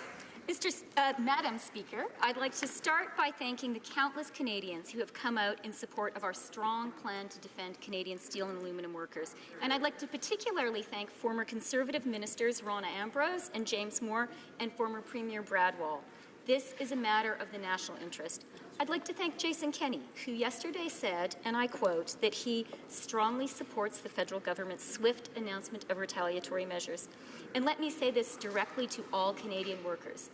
Team Canada is behind you. The honourable member, official opposition, House Leader. Madam Speaker, just weeks ago, the Prime Minister went on what actually looked like a premature victory tour lap of steel mills, prematurely telling workers that he had to deal with Trump when clearly he didn't. He had to have known how risky that was and that it just wasn't true. Today, Madam Speaker, steel towns across the country are worried. They're concerned. What is the government going to do to mitigate the pain that this trade war with the U.S. will inflict on our steel and aluminum workers? The Honourable Minister of Foreign Affairs. Madam Speaker, let me be clear. The tariffs imposed yesterday by the United States on steel and aluminum are completely unacceptable, and in fact, they are illegal. I want to assure all Canadians that we are taking strong, responsive measures to defend our workers and our industry. We will today be challenging these illegal U.S. measures at the WTO and under NAFTA.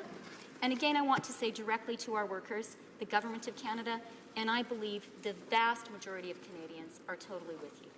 The Honourable Official Opposition House Leader. The problem, Madam Speaker, is there were no plans built into the Liberal budget to deal with an unpredictable U.S. administration. It's like the Liberals naively thought there'd be no impact on Canadians because of this unpredictability, and so they didn't prepare for it. This morning, Canadian workers are worried. They're seeing tariffs that will hurt them and the beginning of a trade war. Why are steel and aluminum workers and their families going to have to suffer because the Liberal government failed to prepare for what we are seeing happen right now? The Honourable Minister of Foreign Affairs. Madam Speaker, let me assure this House and all Canadians that from the very beginning, this government has been absolutely prepared for any possible action from the U.S. We have said from the outset that we hope for the best and we prepare for the worst. That is why yesterday we were able to publish a very comprehensive set of lists which Canadians now have the opportunity to consult on. And let me take this opportunity to thank our outstanding public servants in trade who have been working on this list for many, many weeks. Honourable Member for Lévis-Lotbinière. Madam Speaker, you reap what you sow. Liberal ineptitude is leading to one disaster after another. A trade war with our most important trade partner is not good for our economy. Canadians need a concrete plan that goes beyond words. Mr. Speaker, our steel and aluminum workers need now more than ever support from this government. What is the plan for workers in communities like in Saguenay? The Honourable Minister for Global Affairs. Madam Speaker, the tariffs imposed yesterday by the United States on steel and aluminum are completely unacceptable and illegal. I want to assure all Canadians that we will take strong measures to defend our workers. And today, we will be challenging these illegal measures at the WTO and under NAFTA. And to all Canadian workers, I say Canada and our government is behind you. Député de Lévis-Lotbinière. Madame la Présidente, Honourable Member for Lévis-Lotbinière. Madam Speaker, it has been a difficult week for Canadian taxpayers. The decision to fund Trans Mountain and a trade war with the Americans will cost us very dearly. Madam Speaker, the Prime Minister is leading Canadians to the edge of an abyss and asking them to follow him blindly. When will he do the right thing and come up with a plan for steel and aluminum workers for communities, in communities like that of Saguenay? The Honourable Minister. Madam Speaker, I would like to start by thanking all those Canadians who supported our plan to defend workers, including former Conservative ministers Rona Ambrose and James Moore and Brad Wall. I would also like to thank Jason Kenney, who said yesterday that he firmly supports the quick response on the part of the federal government for retaliatory measures. To all workers, our government is behind you. The Honourable Member for Essex. 146,000 Canadian and steel and aluminum workers woke up today worried about their future and their families. They support the government's retaliatory tariffs against Donald Trump, but they know that alone won't save their jobs. They also don't know why the Liberals are waiting a whole month to hit back when Mexico and the EU acted right away. Standing up to a bully is the right thing to do. But if you're going to punch back, you don't wait 30 days to do it. Why is this government delaying retaliatory action when workers are under attack now? The Honourable Minister of Foreign Affairs. Madam Speaker, let me start by thanking the honourable member for her hard work on this file. She and I have been in close contact on this, and it has been a really productive partnership. Canada did respond immediately yesterday. We are imposing dollar-for-dollar tariffs against products from the United States. It is absolutely prudent for us to take a bit of time to consult to ensure that this list is the right one for Canada. And I'd like to thank the Canadian Labour Congress and Canadian workers for their support. The honourable member for Essex. Yesterday, the Prime Minister called Jagmeet Singh to discuss these tariffs. The NDP leader gave his support for retaliatory tariffs, but urged the Prime Minister not to forget about the workers affected. Too often in a trade war, it's the workers who pay the price. So what will this government do to protect workers and their communities, like Saguenay, Sault Ste. Marie, Regina, Edmonton, Kitimat, Hamilton, and my riding of Essex?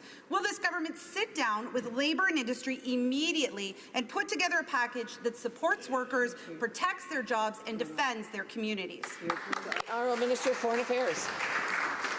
Madam Speaker, our government has been throughout, and again this week and yesterday, in very close contact with workers and with businesses in the steel and aluminum sectors. That is why we were able to put forward such a strong and immediate response. And I do want to underscore the very productive collaboration with Canadian unions. I'd like to quote what the CLC had to say.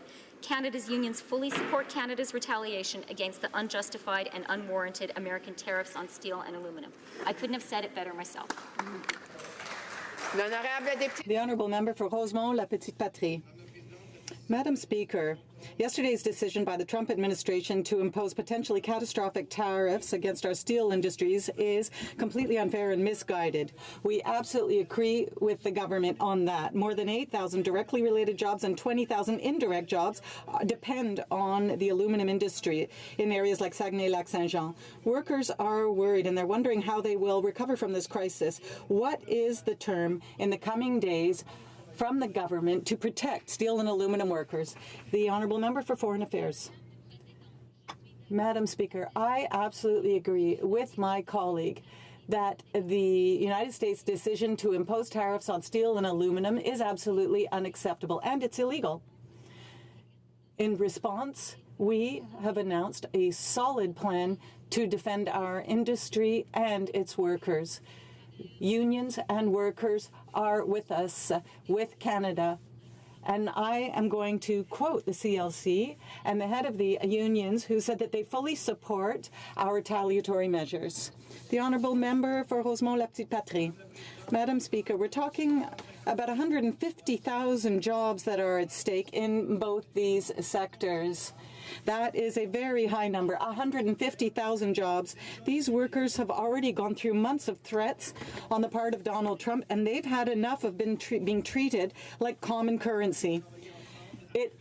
The time has come to work together to get through this crisis. Will the government announce a program to protect workers who are affected, for example, by offering them subsidies, loan guarantees, or loans? We'd like some details. The Honourable Minister of Foreign Affairs.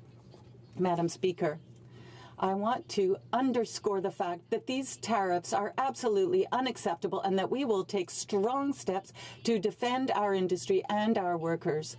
Canada will impose restrictive trade measures for American imports up to $16.6 billion. That is a strong response on the part of Canada and a reciprocal response to a bad decision on the part of the United States. Water Lakes Brox.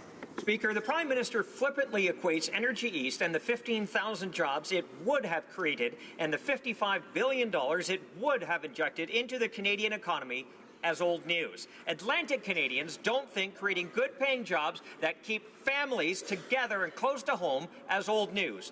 The General Electric employees in Peterborough who lost their jobs when the Liberals killed Energy East don't think unemployment is old news. Right. Can the Prime Minister explain to Canadians why he is picking winners and losers in the energy sector? The Honourable Parliamentary Secretary to the Minister of Natural Resources. Thank you, Madam Speaker. I will once again say that that is an absurd comparison. Suggesting political interference was somehow the answer lies at the heart of the Conservative Party's failure on pipelines. It's shocking that the Conservatives can't tell the difference between a project that is facing provincial political interference and a project that a company withdrew based on its own market decision. Had it not been withdrawn by the proponent, our government would have used the same process to evaluate the Energy East pipeline that saw the Trans Mountain and Line 3 pipelines approved. Thousands of middle-class jobs are being created, Madam Speaker. I'll remind the members that when somebody else has the floor, they should be listening, and then if they have other questions, they can get up to ask those. The Honourable Member for Sarnia-Lambton. Madam Speaker, the Liberals nationalized the Kinder Morgan pipeline project using billions of taxpayer dollars, even though NDP protesters are still blocking access to construction sites and the BC government still wants to kill the project. But for Energy East, the Liberals didn't put any taxpayer dollars on the table, just roadblocks that no other project, including Trans Mountain, had to meet. As a result, Energy East was killed. Why are the Liberals picking winners and losers in our energy sector? The Honourable Parliamentary Secretary to the Minister of Natural Resources. Thank you, Madam Speaker. And I'm proud to say that all of the East Coast MPs are on this side of the House, work very hard to ensure that we have all the information and provide that information back to their constituents. And as I said a moment ago, had the Energy East proposal not been withdrawn by the proponent, our government would have used the exact same process that saw both Trans Mountain expansion and Line 3 pipelines approved. Both of those projects, Madam Speaker, are creating good middle-class jobs for Canadians, growing the economy while protecting the environment. Thank you. The Honourable Member for Calgary Rocky Ridge. Well, Madam Speaker, when the Liberals took office, there were 4 private sector pipelines that were viable, and now there are none. Crushing regulations, a tanker ban, anti-energy rhetoric, a carbon tax, and an unwillingness to assert the rule of law have chased the private sector out of Canada into other energy-producing places like Texas and Kazakhstan. With a track record of failure like this, how can these Liberals possibly rebuild investor confidence in Canadian energy industry? Good. Honourable Parliamentary Secretary to the Minister of Natural Resources. Madam Speaker, we'll take no lessons from the Conservatives on how to promote energy in this country. What we are doing is investing to protect thousands of jobs in Alberta, British Columbia, and indeed across the country. During 10 years, the Conservatives' rigid ideology failed to build pipelines to markets other than the United States and failed Canadian workers. When the Prime Minister went to Fort McMurray and met energy sector workers, he told them the government has their back. This is an investment in hardworking Canadians. Conservative might think it's too risky to bet on Canadians. We don't. The Honourable Member for Banff Airdrie. Well, I remind the Liberals when they took office there was 4 viable private sector pipelines and now there's none. Plus the taxpayers are on the hook for $4.5 billion. The Liberals, in fact, are so committed to wasting taxpayers' money that they did this even though Kinder Morgan didn't ask for a single cent. And we're still not an inch closer to getting a pipeline built. The private sector's left. They're not interested in investing in our energy sector any longer. The Liberals are the ones who've driven them out. So how do they think anyone actually believes they're capable of getting a pipeline built? Parliamentary Secretary. Madam Speaker, we're taking a balanced approach to grow the economy and create jobs. The Harper Conservatives just couldn't get the balance right. Listen to what people are saying. We think obviously this is a very constructive for Canada and clearly for Canadian producers in particular because it creates a lot of regulatory certainty over the time that the Trans Mountain expansion can get done. Katie Boyes, an analyst with Height Securities in Washington. Alberta Premier Rachel Notley calls this a major step forward for Canadians. While it is a shame that the British Columbia government's antics have led to this, I'm very pleased to see the federal government has taken this step to get this vital pipeline built. Mayor Nenshi. Thank you, Madam Speaker. The honourable member for Lakeland.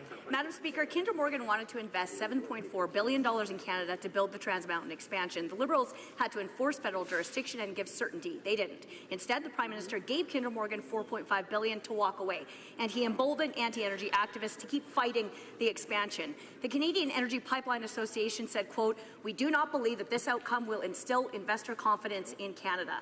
The Prime Minister failed Canadians. When will he start to champion private investment in Canadian energy? The Honourable Parliamentary Secretary. Thank you, Madam Speaker. And I have an excellent quote as well. Suncor CEO, "I don't think I've ever had a higher degree of confidence that these pipelines will be built." The Conservatives continue to focus on ownership, and we will continue to focus on workers. Our approach is nothing new, Madam Speaker. Even in Conservative circles, the great progressive Conservatives like Pierre Lougheed understood that public investment in our natural resources is important to help the industry grow and support Canadians. These Conservatives, however, will continue the ideological ways which failed Canadian energy workers for 10 years, Madam Speaker. The honourable member for Lakeland. But there are about 825,000 kilometres of pipeline in Canada, zero tax dollars needed. Under the Conservatives, nearly 8,000 kilometres of pipeline were built, zero tax dollars needed. The reality is this Prime Minister killed nearly 8,000 kilometres of pipeline already, hundreds of billions of private dollars gone. Now he's bought 1,100 kilometres of pipeline that was paid and built with private dollars 60 years ago. 4.5 billion tax dollars that will build pipelines in the U.S., and it will pay for an inch of new pipeline in Canada. Does the Prime Minister really believe that forcing taxpayers to cover his failures is a success? The Honourable Parliamentary Secretary. Thank you, Madam Speaker. The Conservatives had 10 years to build a new pipeline to ship Canada's resources to new markets. They built zero. The Conservatives had 10 years to consult Indigenous and local communities. They ignored them. The Conservatives had 10 years to rally the country around the need for a new pipeline capacity to end the discount on landlocked Canadian crude. They didn't. The Conservatives had 10 years to address environmental concerns. They failed. We'll take no lessons from that party on how to champion resource projects. Thank you, Madam. The honourable member for Nanaimo Ladysmith. Since the Liberals announced they're buying Kinder Morgan's old pipeline, my phone has not stopped ringing. British Columbians are telling me they feel betrayed by this government, and they're dismayed that the Liberal priorities are so stuck in the past.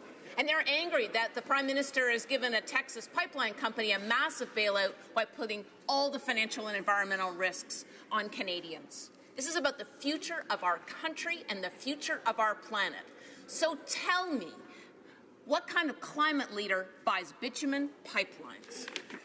Minister of Climate Change, of Environment and Climate Change. Thank you, Madam Speaker. We have always said that a strong environment and a clean economy go together. We have a climate plan.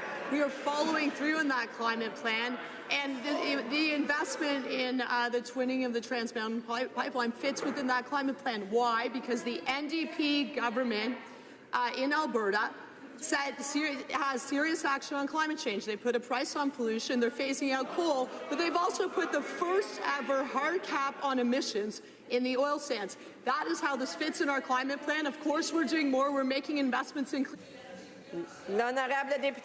The Honourable Member for Salaberry-sur-Roi. Madam Speaker, there are Indigenous children living in Canada in third world conditions. There are Indigenous communities where children are becoming sick because they do not have access to clean drinking water. But these children and helping these children does not appear to be a priority. The national interest appears to be the purchase of an old leaky pipe with $4.5 billion of our money. Is that really the national interest, Madam Speaker? The KM's pipeline has become the PM's pipeline. Is that the Liberal idea of a national vision for society? Secretary to the Minister of Indigenous Services. Mr. Speaker, the Leader of the Opposition recently said they've done a great job in the past. Well, they've ignored Jordan's Principle, which was passed by Parliament in 2007, reviews calls for a national inquiry. We are focusing on forging a relationship based on a recognition of rights, respect, and cooperation and partnership. We will let a record stand. Thank you, Mr. Speaker. The honourable member for Sturgeon River Parkland. Minister of Finance announced that Canada would be purchasing a pipeline for $4.5 billion. Like many Canadians, I was shocked because for months we have heard from Kinder Morgan that they only wanted the government to stand up for the rule of law and end the delays. The Liberals have failed to win the confidence of Kinder Morgan. Now Canadians are on the hook for billions of dollars to construct Trans Mountain. Under the Conservatives, investors had confidence to build Northern Gateway, Energy East, and the Trans Mountain pipelines. When will the Liberals start standing up for energy investment instead of making taxpayers pay for their failure? The Honourable Parliamentary Secretary to the Minister of Natural Resources. Thank you, Madam Speaker. I will once again remind the official opposition that the Northern Gateway pipeline was thrown out by the courts for insufficient consultation with Indigenous peoples and communities. The Trans Mountain expansion project is in the national interest. It means thousands of jobs to strengthen and grow the middle class. The Conservatives, as I said, had 10 years to build pipelines to new export markets, and they couldn't get it done. They believe we have to make a choice between the environment and the economy. We don't. This is a country where it's possible to do both at the same time, and Madam Speaker, that's exactly what we're doing. Thank you. The honourable member for Fort McMurray Cold Lake. Madam Speaker, when the Liberals took office, there were 4 viable private sector pipelines. Now there are none. The private sector has left, taking over $100 billion in investments with them. The Liberals' mismanagement has driven them out, and now taxpayers have become the owners of a 60-year-old pipeline. With the announcement, the Prime Minister indicated he wanted construction to begin immediately. Simple question, what progress has been made on construction over the course of the last 3 days? The Honourable Parliamentary Secretary to the Minister of Natural Resources. Thank you, Madam Speaker. And this is about getting our resources to new markets. So we are not only sending 98% of our oil exports to the U.S. And let's talk about the pipelines that have been approved. Many of them in Alberta, Madam Speaker, expanded export capacity for the Alberta Clipper, Nova Gas Pipeline, Line 3 replacement project, the Trans Mountain expansion. We support the Keystone XL. I could go on and on, Madam Speaker. This is about creating thousands of good middle-class jobs for Canadians while protecting the environment. Thank you. L'honorable député de Beauport. The honourable member for Beauport, Côte-de-Beaupré, Île d'Orléans, Charlevoix. Madam Speaker, we are a few days away from the G7 summit and several public safety questions remain unanswered. Yesterday we learned that special constables have received no training in preparation for expected demonstrations and that border officers who will be working during the summit will not have their firearms, which is only supposed to happen when there is zero risk. Can the public safety minister assure us that law enforcement officers will be adequately deployed during the G7? Minister of Public Safety and Emergency Preparedness. Yes, absolutely, Madam Speaker. There has been meticulous preparations involving, of course, the RCMP and other national police and security agencies, but also all of the local and provincial authorities in Quebec. The cooperation and collaboration has been absolutely seamless, and the professionals in our police services, federally, provincially, and municipally, are determined to make sure that this event occurs successfully and safely. L'honorable député de Beauport, Côte-de-Beaupré, Île d'Orléans. The honourable member.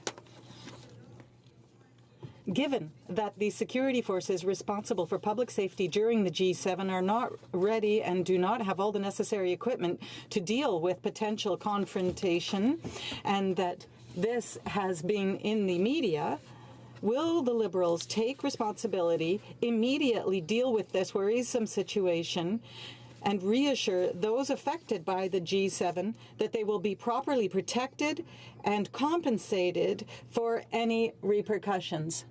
Our Minister of Public Safety and Emergency Preparedness. Mr. Speaker, the public can have absolute confidence in the police and security agencies of both Canada and Quebec, and the local municipal authorities in the communities affected. The preparations have been thorough. The officials have been working on this for months and months and months to ensure that the Canadian public will be safe, that the attendees at the summit will be safe and that this event can be conducted successfully and safely for all concerned. The honourable member for Edmonton Strathcona. Madam Speaker, the Auditor General has chastised this government for failing to address matters of significance to First Nations, in particular those living on reserves. In assessing well-being, he reports that they failed to consider health, environment, language, and culture, coupled with failed meaningful engagement. These are basic rights accorded under the UNDRIP and the UN Sustainable Development Goals this government professes to endorse. Why then did the Liberals oppose our amendments to Bills C-57 and C-69 intended to extend those very rights and duties? The Honourable Parliamentary Secretary of the Minister of Indigenous Services. Madam Speaker, our government welcomes the recommendation of the Auditor General on addressing outcome gaps on reserve dating back to 2001. Unlike the former government, which ripped up the Kelowna Accord and imposed top-down solutions on First Nations, we are making significant investments in health, education, housing, water, child and family services, and economic prosperity. We are working with First Nation partners on a national outcome-based framework and transformation on education and reserves. We will continue to work with First Nations to improve. The honourable member for Timmins James Bay. This is the 8th anniversary of the passing of Shannon Coustache and the incredible youth leader who called out the systemic negligence of government towards First Nation children. And on this sad anniversary, the Auditor General has trashed this government's handling of education, calling it an incomprehensible failure. So I'd like to ask the Minister about the decision to falsify the graduation rates, that a 76% failure rate was covered up to protect the Minister's office. Why would they protect a culture of negligence rather than protecting the hopes and dreams of a generation of First Nation children? The Honourable Parliamentary Secretary to the Minister of Indigenous Services. Madam Speaker, we recognize that mental health challenges facing Indigenous people, particularly youth, are deep-rooted and complex. We recognize that implementation and delivery of our program and services must be driven by culture, strengths of the community. We have invested in 45 community-led mental health wellness teams serving 326 communities, up from 11 in 2015, and dedicated First Nation and Inuit Hope and Wellness lines. We will continue to work with First Nations and Inuit partners in collaboration with provinces, territories to advance targeted strategies to prevent the tragic loss of life. Thank you, Madam Speaker. The Honourable Member for Thérèse de Blainville. Madam Speaker, the Government of Canada and Quebec recently agreed a bilateral agreement on early child care and learning. This is a significant stage for Canadian families because for the first time the federal government will have agreements with every province and territory to make child care more affordable Canada-wide. Can the Minister for Families, Children and Social Development give us more details? The Honourable Minister for Families, Children and Social Development. Thank you, Madam Speaker. I'd first of all like to thank the Honourable Member for Thérèse de Blainville for his considerable work on affordable childcare. I'm happy to inform you that we have signed an agreement with the Quebec government which completes our suite of agreements with all provinces and territories. This is an important stage in reducing poverty, and we're giving all children in our country equal footing, equal opportunities. Thank you, Madam Speaker. The Honourable Member for Saskatoon-Grasswood. Madam Speaker, once again we see this Liberal Prime Minister change the rules halfway through the game. Their campaign promise to reform our electoral system failed, so they're doing the next best thing, Madam Speaker, to favor their election prospects by refusing to ban ministerial travel and advertising during the entire pre-election period. The Liberals are simply trying to buy themselves the next election. Can the Prime Minister stop abusing democracy and put Canadians ahead of the Liberal Party? The Honourable Parliamentary Secretary to the Minister of Democratic Institutions. Speaker, while such a charge may make good theatre, it's simply not true. Canadians were fed up with tax dollars being wasted blatantly on partisan ads by the previous government. That's why we moved quickly in 2016 to ban partisan government ads and establish third-party oversight.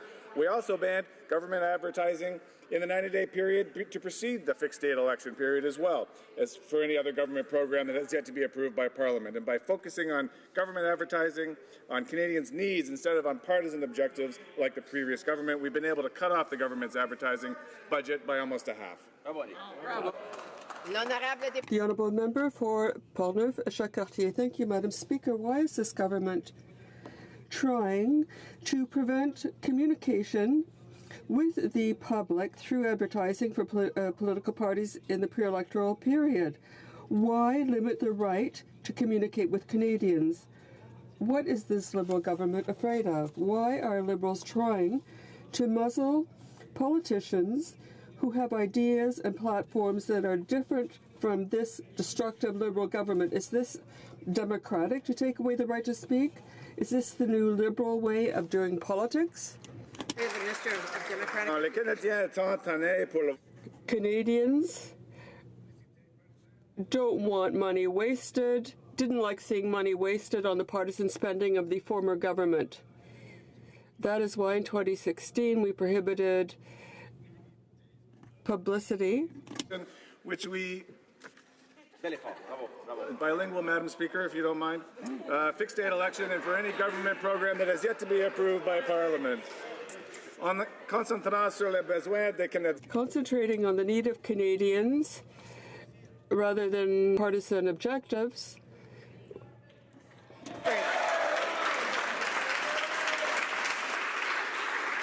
Madam Speaker, at Finance Committee this week, every single Liberal MP voted against looking at the punishing new stress test they introduced on mortgages without even saying a single word.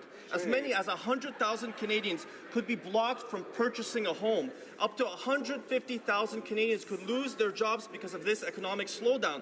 Will the Finance Minister do the right thing, ignore his mute Liberal MPs, and commit to a full review of these new mortgage rules? The Honourable Parliamentary Secretary. You know that for the vast majority of Canadians, of middle-class Canadians, their home is their most important investment, and it's the most important they'll make in their lifetime, and critical to their financial well-being that this investment be protected. We've taken steps to address pockets of risk and ensure a healthy, dynamic housing market, and we're working with provincial, municipal counterparts to gather data, monitor the situation, and make sure to protect the middle class in Canada. Thank you. Bravo. Bravo. The Honourable Member for Calgary-Shepherd. Madam Speaker, the new mortgage rules of the Liberal government are impacting all parts of the country and are making the purchase and sale of housing almost impossible for many Canadians. These changes were supposed to calm the overheated housing markets in Toronto and Vancouver, but instead of that, the real estate market, dropped by 20% and posted the worst sales since 2001. Will the Finance Minister admit that these changes to the rules are hurting Canadians? These are simply Ottawa knows best directives. The Honourable Parliamentary Secretary. Madam Speaker, we know that investment in housing is one of the most important investments a Canadian can make, and we want to make sure that the investments of middle-class Canadians are protected. We will be following this situation closely with our provincial and municipal partners in order to protect the interests of the middle class and the real estate market. Thank you, Madam Speaker. Madam Speaker, the first pay equity court case launched by Labour against Canada Post was 35 years ago. Today, CUPW earned a long-awaited victory in favour of pay equity for rural and suburban mail carriers, two-thirds of whom are women. It's a disgrace that this Liberal government says it is committed to pay equity, but we've seen no legislation and not a dime in the budget to back empty Liberal promises. We're tired of waiting, Madam Speaker. When will we see action? The Honourable Minister of Employment, Workforce and Development. Equal pay for work of equal value. Madam Speaker, I'm proud to be part of a government that knows that work of equal value deserves equal pay. And, you know, I really love the fact that my colleagues agree with me. And in fact, in Budget 2018, we made the commitment to introduce proactive pay equity legislation, and that's exactly what we'll be doing. Thank you very much. The honourable member for Saskatoon West. Madam Speaker, when the federal government unveiled its national housing strategy last November, it did not include an Indigenous housing strategy, despite the fact that 87% of Indigenous peoples in Canada do not live on reserve and face almost 10 times the risk of housing insecurity and homelessness. An Indigenous housing strategy, Madam Speaker, cannot be an afterthought. Can the minister tell us where is the comprehensive strategy that addresses the housing needs of Indigenous peoples? Honourable Parliamentary Secretary to the Minister of Indigenous Services. Madam Speaker, our government remains committed to co-developing a distinction-based Indigenous housing strategy with our First Nation, Inuit, and Métis partners. That is why Budget 2018 invests $600 million over 3 years in First Nation housing, $500 million over 10 years for Métis housing, $400 million over 10 years for Inuit housing. This funding is a significant step towards addressing the housing needs in Indigenous communities. Our government is committed to closing the unacceptable housing gap for Indigenous people. Thank you, Madam Speaker. The honourable member for Carleton Trail Eagle Creek. Madam Speaker, farming can be stressful, whether it's the weather, transportation issues, or the Liberal government raising their taxes. Farmers have a lot to deal with. So when the Ag Minister stated that most farmers support a tax on carbon, I know his ridiculous statement got more than a few laughs across my riding. What evidence does the Minister have for his claim that farmers support his carbon tax, and could he please let them know how much it will cost them? The Honourable Minister of Environment and Climate Change. Again, to stand up and talk about our approach to climate action. We work with everyone. We work with farmers. We work with business people. We work with environmentalists. We work with provinces and territories. We work with cities. I'm as much the Minister of Environment for farmers as I am for environmentalists. And as we've always said, pricing pollution is already happening. 80% of Canadians have a price on pollution through the leadership of the provinces. The past government did nothing for a decade. But we are working with the provinces and territories, and we're working with everyone together. But the question I ask is, what is the Conservatives' plan? The honourable member for Elgin, Middlesex, London. Thank you very much, Madam Speaker. Recently, the Minister of Agriculture stated that the majority of Canadian farmers support the Liberal carbon tax. He obviously has not been to the riding of Elgin, Middlesex, London, filled with farmers. Farmers throughout southwestern Ontario are concerned about their increased input costs. These families are the stewards of our land and are using cutting-edge technology to reduce their own emissions. Yes. I would like to ask the Minister of Agriculture, is he willing to stand up and oppose this carbon tax on hard-working Canadian farmers and their families? Yeah. The Honourable Minister of Environment and Climate Change. Willing to step up for everyone in Canada, because we're all in this together. We all need to take action to tackle climate change. In fact, I was really pleased to see the Leader of the Opposition who said he is going to meet our Paris Agreement targets, because that's good. We all know we need to do this. But we have a plan. We've been very clear about how our plan will tackle climate change, will grow our economy. What Canadians really want to know, what my kids want to know, what future generations want to know is what is the plan of the Conservative government. I'll just remind the member for Carleton Trail Eagle Creek that when somebody else has the floor, that person deserves the respect to be heard, just like she had the opportunity to be heard when she asked her question. The honourable member for Oshawa.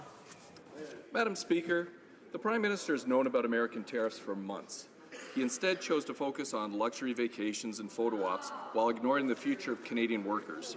Rather than working with Canadian companies to keep them competitive, the Prime Minister is forcing a punitive carbon tax and new payroll taxes on Canadian manufacturers, which American competitors will not have to pay. Will the Prime Minister work to keep well-paying jobs in Canada and give Canadian manufacturers a chance to stay competitive by dropping his unfair carbon tax? Parliamentary Secretary to the Minister of Innovation and Science. Mr. Speaker, as the Minister has already stated a number of times in this House, we firmly disagree with the illegal and inappropriate American tariffs, and we are working as a government with all Canadians behind us to fight this unnecessary and illegal measure with all means we have at our disposal. With respect to the manufacturing industry, with respect to steel and aluminum and other industries affected by this tariff, Mr. Speaker, our government has invested massively in innovation. We are working with stakeholders across Canada through this particular Minister of Innovation, Science and Economic Development to make sure that we move forward. The honourable member for Cloverdale, Langley City. Madame la Présidente. Madam Speaker, Canadians know that our two official languages constitute a strength, which is particularly true in my riding of Cloverdale, Langley City. Recently, I had the opportunity to meet with the Francophone community in British Columbia in order to explain the positive impact of the upcoming Action Plan for Official Languages. Can the Minister of Canadian Heritage please update this House on her work implementing the Official Languages Action Plan? The Honourable Minister of Canadian Heritage. Madam Speaker, I'd like to thank the Honourable Member for Cloverdale Langley City for his question and his excellent French. After years of indifference and inaction, we are acting. We announced the biggest investment in the history of official languages, $2.7 billion, and we have announced recently that we will increase by 20% all those organizations that were frozen during the Harper regime. So it can be education, infrastructure, etc. We're acting. Madam Speaker, veterans have been asking for the return of the NDI 75 identification card. The NDI 75 is an ID card that many veterans and their families feel recognizes and appreciates the values and sacrifices made by the members of our armed forces and helps in their transition to civilian life. Veterans want this card back, so I'm asking on behalf of Canadian veterans, will the minister bring this card or something like it back? Our comment for Secretary of the Minister of Veterans Affairs. Madam Speaker, we know that former members of the Canadian Armed Forces want a tangible way to identify themselves as veterans. We are exploring options with the Department of National Defence to develop a veterans identification card that will be an official Government of Canada ID card for veterans. More information regarding the project will be available in the coming months, and I'm delighted to be wearing red today on Red Fridays in support of our Canadian Armed Forces. Thank you. The honourable member for Ottawa South. Madam Speaker, this week is Victims and Survivors of Crime Week. Our government is committed to strengthening victims' rights within the military justice system. And this week we heard from the Auditor General on the previous government's neglect of not only the military, but also the military justice system, which is an important part of military discipline and morale. Can the Parliamentary Secretary to the Minister of National Defence inform this House how we are committed to ensuring both the efficiency of the military justice system and that the rights of victims are fully respected? The Honourable Parliamentary Secretary. Madam Speaker, during this week, Victims and Survivors, we reiterate our determination to strengthen victims' rights in our military justice system. With C-76, we will have a declaration of the rights of victims in the Code. To incorporate Indigenous consideration, something the previous Conservative government had neglected to include. The honourable member for Edmonton Banning. Government, we have seen billions of dollars of investment leave Canada due to their failed economic policies. Whether it is increased payroll taxes, the carbon tax, or stifling red tape, Canadian businesses are finding it increasingly difficult to compete. Given the trade dispute with the U.S. announced yesterday, will the Liberals commit to exempting Canadian companies competing south of the border from these punitive taxes? The Honourable Parliamentary Secretary. This government that has created 600,000 jobs, most of them full-time, since we took office 2.5 years ago. Madam Speaker, as a government, we will continue to strongly defend and support Canadian workers and producers in not only steel and aluminum, but across Canada in a variety of different industries. We're taking action, Madam Speaker, to support vital innovation, to create new business opportunities through supporting innovation and steel-related research, aluminum-related research, and improving environmentally sound energy products. The Honourable Member for Joliette.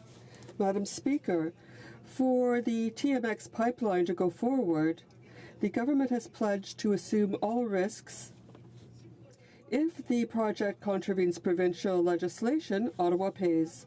If the federal government doesn't have the jurisdiction to shove TMX down the public's throats, Ottawa pays. If the proponent is late, Ottawa pays. If the proponent reneges, Ottawa pays once again and buys back the pipeline. It's the private sector that's pocketing the money and the federal government assuming the risks. Can the minister tell us how much this will cost Quebecers? The Honourable Parliamentary Secretary. Thank you, Madam Speaker. We have an agreement with Kinder Morgan and its twinning with Kinder Morgan and its twinning with Trans Mountain. We believe that this project will generate monies that will benefit Canadians in Alberta, British Columbia, and Quebec. The Honourable Member for Repentigny. Madam Speaker, we know about the critical role of bees in biodiversity, but they are being decimated by a kind of insecticide called neonicotinoid. 233 scientists from all over the world have asked that these products be prohibited. The government has maintained the use of the most widespread in this category, and they are rather starting consultations. 233 researchers from 34 countries. Isn't this enough of a consultation? Will the government not listen to scientists rather than chemical sellers? Madam Speaker, we take these pesticides seriously, and at the present time, we have undertaken a scientific review, and we're looking at reducing risks for bees. This is a concern that we have, and we realize that exposure to neonicotinoids is a problem. We will take all necessary measures to deal with this issue. Thank you, Madam Speaker. The Honourable Member for La Pointe-de-L'Île. Madam Speaker, the Canadian government set up the Infrastructure Bank in Toronto rather than Montreal, and this against the will of the government and business people of Quebec. For the 6 months of its existence, the Infrastructure Bank is offering its services in English only. With a starting budget of $35 billion, it's impossible to speak French, even with a receptionist. This is the price to be paid for being in Canada. Will the minister responsible for official languages finally wake up and act? Really act. The Honourable Parliamentary Secretary to the Minister of Infrastructure and Communities. Madam Speaker, our two official languages are at the very heart of our identity, and the bank has to respect its obligations under the Official Languages Act.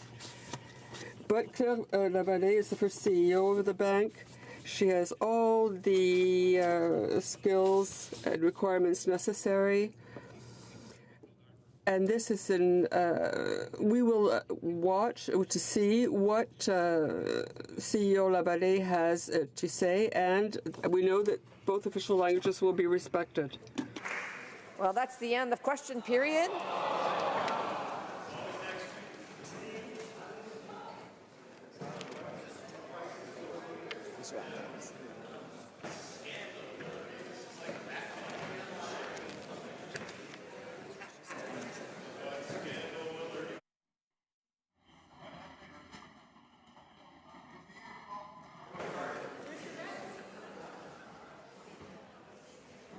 Tabling of documents.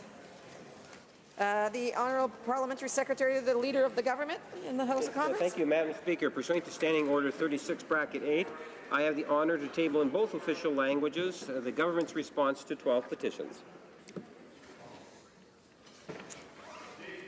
Introduction of government bills.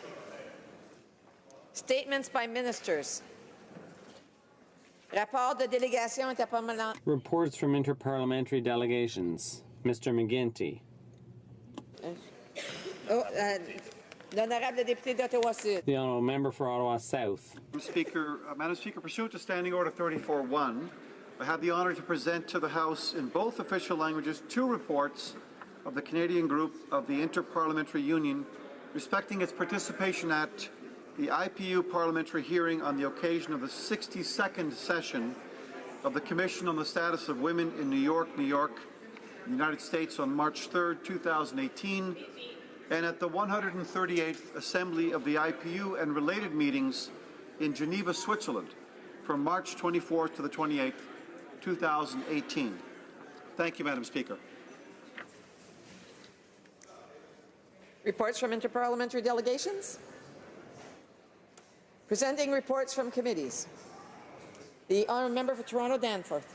Madam Speaker, I have the honour to present in both official languages the 11th report of the Standing Committee on Canadian Heritage in relation to Bill C-218, an act respecting Latin American Heritage Month. The committee has studied the bill and has decided to report the bill back to the House without amendments.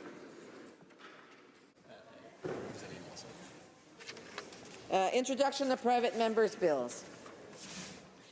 Mr. O'Toole, seconded by Ms. Finley, moves for leave to introduce a bill entitled An Act to Amend the Pension Benefit Standards Act 1985 and the Companies Creditors Arrangement Act pension plans.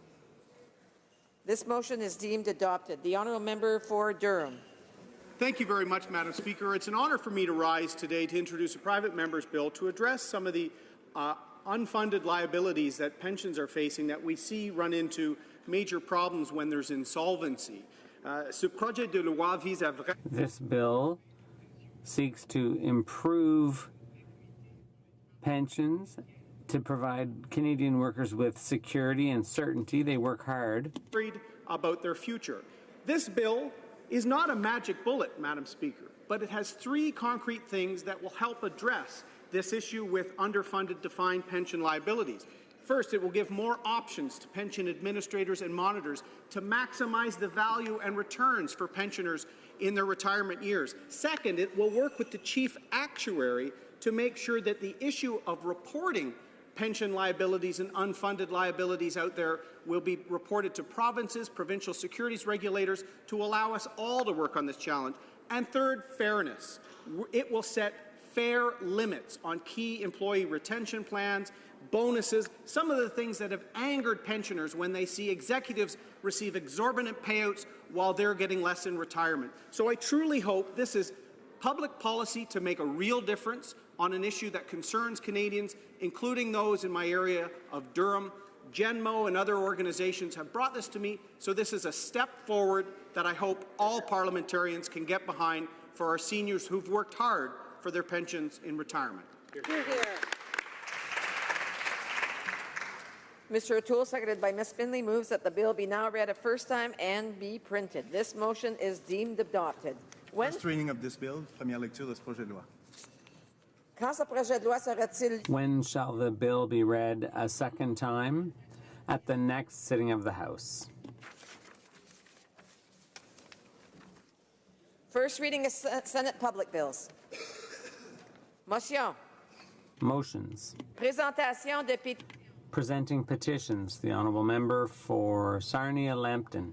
Petition here from the residents of Sarnia-Lambton calling on the Prime Minister to defend the freedoms of conscience, thought and belief and withdraw the attestation requirement for the applicants to the Canada Summer Jobs Program because they believe it is a violation of their charter rights and that they shouldn't have to agree specifically with the Liberal government. Thank you, Madam Speaker. The honourable member tabling of petitions, the honourable member for Toronto Danforth.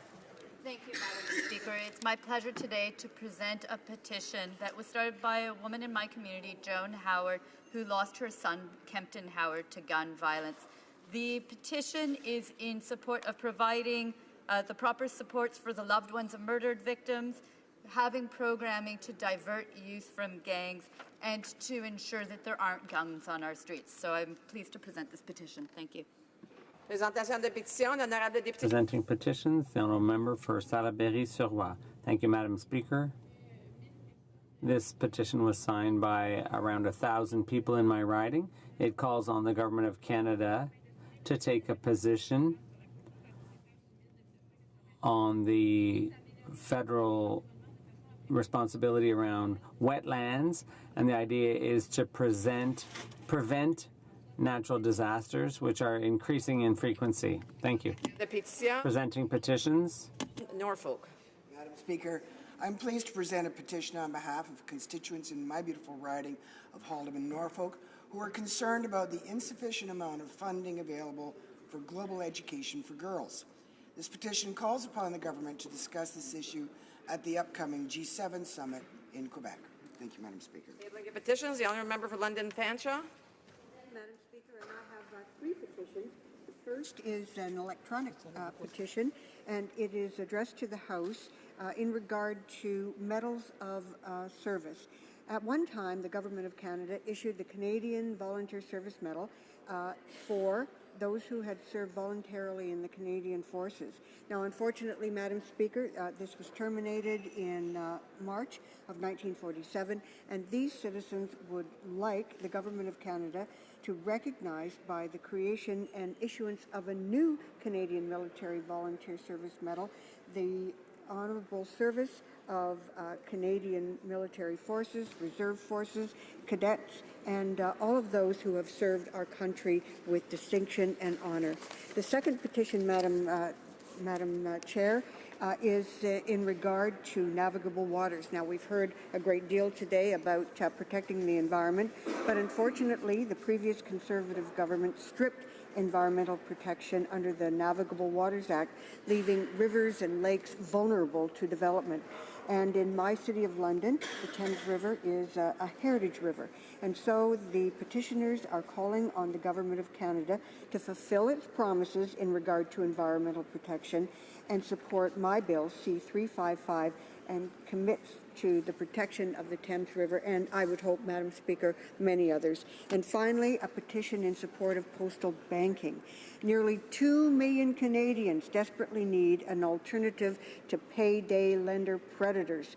And because we have 3,800 Canada Post outlets already in rural and remote areas where there are no banks or credit unions, it is possible that Canada Post, because it has the infrastructure, could make a rapid transition to include postal banking. And so these petitioners would like the Government of Canada to enact my motion, M166, and create a committee to study and propose a plan for this important postal banking system under Canada Post. Thank you, Madam Speaker. Petitions, the honourable member for Nanaimo, Ladysmith. Because the long-standing problem of abandoned vessels remains unresolved on our coasts, and because abandoned vessels pose economic, environmental, and navigation risks to my coast of British Columbia especially, but also the Atlantic coast, I present petitions from coastal people asking this government to make Coast Guard one-stop shopping so that communities don't get the runaround when they identify an abandoned vessel anymore, the establishment of a vessel turn-in program to deal with the backlog of abandoned vessels, fixing vessel registration, and adopting a fee to get the cost off taxpayers, and then finally creating good green jobs by supporting local salvage companies. Petitioners from Truro, Bible Hill, and River John, Nova Scotia join petitioners from Gabriola Island, Lanceville, Ladysmith, and Nanaimo in BC are urging this government to finally act on this long-standing pollution problem on our coast. The Honourable Petitions, the Honourable Parliamentary Secretary to the Government House Leader. Yes, thank you, Madam Speaker. It's with pleasure I table today a petition signed by many residents of Winnipeg North calling on the Government of Canada and the Prime Minister to recognize the value of a farmer program that would be national in its scope. We're talking about prescription drugs, how we could incorporate it into the Canada Health Act. It's a petition that I am very happy to table today on behalf of my residents. Here, here. Présentation des pétitions. Presenting petitions. Questions on the order paper. The Honourable Parliamentary Secretary of the Government House Leader. Yes, thank you, Madam Speaker. The following questions will be answered today. Question 1637 to question 1642, question 1647, question 1650 to question 1655, and question 1658. Orders of the day. Ordre du jour. Oh, 1 second. The Honourable Parliamentary Secretary to the Government House Leader. Furthermore, Madam Speaker, if the government's response to question 1629 to question 1636, question 1643 to question 1646, question 148, question 1649, question 1656, question 1657, and question 1659 could be made for orders for return. These returns would be tabled immediately. And then finally, Madam Speaker, I would ask that all remaining questions be allowed to stand, but I believe I should have said that after you sought the leave. Is it the pleasure of the House that the aforementioned questions be made orders for return and that they be tabled immediately? Yes. Agreed? Agreed, and so ordered. And is it also agreed that the other questions will have to stand? And is it also ordered that the other questions be allowed to stand? Agreed? Agreed, and so ordered. Orders of the day, ordre du jour. Orders of the day, government orders, government bills, commons. Resuming debate at third reading of Bill C-57, an act to amend the Federal Sustainable Development Act. The resuming debate, the honourable member for Sarnia-Lambton had 4 minutes and 50 seconds left at the time that she was doing her speech. Well, thank you, Madam Speaker, and it's a pleasure to resume my speech on Bill C-57, an act to amend the Federal Sustainable Development Act. And just to give a brief recap for those that may have missed my beginning remarks, this bill is about putting a framework in place for the government to ensure that all government activities keep sustainable development in mind. In fact, it will be extended to 90 departments of the government with reporting back to Parliament. And so in order to make sure that everyone understands what sustainable development was, I did review the definition, and the important parts of sustainable development are having goals and making sure that the developments meet the needs of the present without compromising the ability of future generations. And so from there, then I went into a review of what are the government's goals. And we have heard timelessly that the environment and the economy go hand in hand, and also that the government has an agenda to address climate change. And so in the review of how that's going, we were able to review the Auditor General's comments. And the Auditor General, unfortunately, had not very good things to say about the progress on climate change under this government. The Auditor General concluded that Environment and Climate Change Canada, that the measures to reduce greenhouse gas emissions contained in the framework had yet to be implemented. And here we are 2/3 of the way through the mandate, and they haven't even implemented that. The report also says there's been no progress. The report concluded that the Environment and Climate Change Canada did not provide adequate leadership to advance the federal government's adaptation to climate change impacts. So we see that on top of the fact that we can't get a straight answer from the minister with respect to what kind of greenhouse gas emissions reduction, her plan, which we've also not seen, and it doesn't look like the Auditor General found one either, how much reduction that will make. So that's not going very well. We also saw that in terms of the economy, we've got $80 billion that have left the energy sector and about 100,000 energy sector jobs that have been sacrificed. We see also the forestry industry impacted by the government's lack of action on softwood lumber. And now, of course, we have the steel and aluminum tariffs today and the elimination of the private investment of Kinder Morgan and the cancelling of multiple projects. So concerned again as well about the economy. I then went on to briefly detail the debt that this government is racking up with their out-of-control spending. And I really think that that goes against the principle of sustainable development, which says we're going to meet the needs of the present without compromising the ability of future generations. And this debt is definitely going to be paid for by future generations, and I think that the government needs to get that under control. Now, that said, I did bring many helpful suggestions then on what the government ought to be doing with respect to climate change in the world. Canada, of course, is less than 2% of the world's footprint. And so in terms of what we can do, we actually have a lot of technology in reducing carbon footprint, like carbon sequestration, like some of the green technology that we have. And we really should be leveraging these technologies to other countries in the world, like China, like India, like Europe and the United States, that make up about 60% of the carbon footprint. I then went on to talk a little bit about some of the things that we better prepare for, because we've seen a lot of flooding, we've seen definite changes to the permafrost, we see that there are forest fires that are larger than ever, and so the government needs to get a contingency plan on how they're going to address that. Now, that said, comparing all of the record of this government to the Conservative government's record, where we reduced emissions, reduced taxes, and grew the economy at the same time, I think we've shown that you can do it successfully, and so I would encourage the government to move along on that. Now, I also have something to say on water. That's where I was when we paused, and basically the Great Lakes are doing a remediation, and they need to have some of the $80 million that's been allocated in order to pay attention to that. So that said, I'm pleased that the committee's report was unanimous. I'm pleased that the amendments that were brought were thoughtful, and we will be supporting C-57. Thank you, Madam Speaker. And comments? The honourable member for Guelph.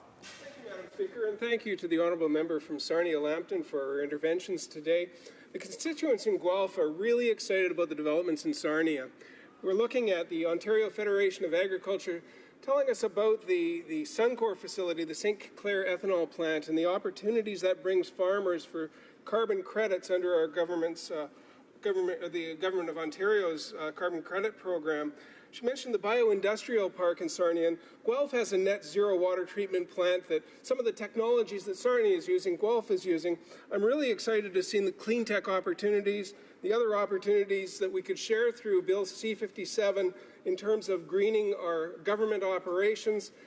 I think it might help us to achieve our climate change goals that we have together. So the benefit of for our communities, the benefit for our province and our country, something we could share between Guelph and Sarnia. And maybe the honourable member could talk about the great clean tech developments in Sarnia and how Bill C-57 might enhance the development of these types of solutions. The honourable member for Sarnia-Lambton. Thank you, Madam Speaker. I'd like to thank the member for Guelph for his question. Certainly, he's right on the money in terms of the green and clean tech jobs that were created. Sarnia-Lambton is a hub for bioeconomy and for renewable technology. We have one of the largest solar farms in North America. We have wind power. We have a whole Lambton College Research Department devoted to interesting new technology like Vortex, taking seawater and creating power.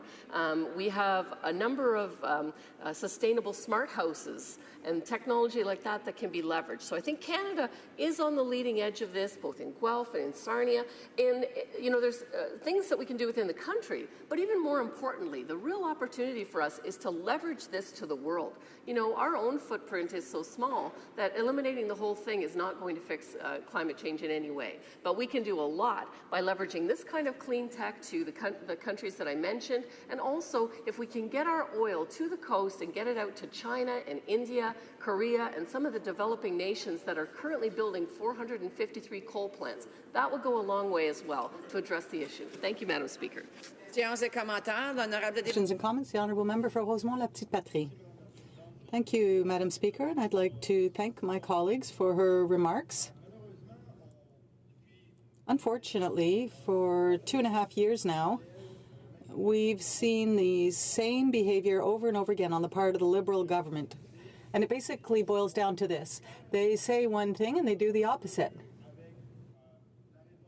We saw it with electoral reform. We saw it with tax havens. We're signing new agreements. We see it with oil. Now we're going to be spending $4.5 billion, which is probably the biggest oil subsidy we've ever seen. We saw it in many other areas as well. Now, on sustainable development, I'd like to know if my colleague is surprised that everyone pretty much expects that this government will not reach its targets, and that the Commissioner of the Environment has been very clear that the sustainable development goals set by the UN will not be reached by this government, or this government doesn't appear to be on track to reach them, and the Department of the Environment doesn't seem to have any follow-up system. Merci, Madame la Présidente. Thank you, Madam Speaker, and I would like to thank my colleague for his question. It is true that the government likes to talk but doesn't do much. And I think the problem is that they don't have a plan. And the Auditor General said that there isn't a plan. There is no plan in place. And I think that... And sorry, I was doing well until I got there. I don't think they're going to achieve their targets. I don't think they have concrete plans. They certainly aren't being open and transparent about what those plans are and how much emission reduction that we're going to have and how they're going to accomplish the commitments that they've made in the world. So I'm in agreement. Thank you, Madam Speaker. And comments, questions et commentaires. The honourable member for Prince Albert.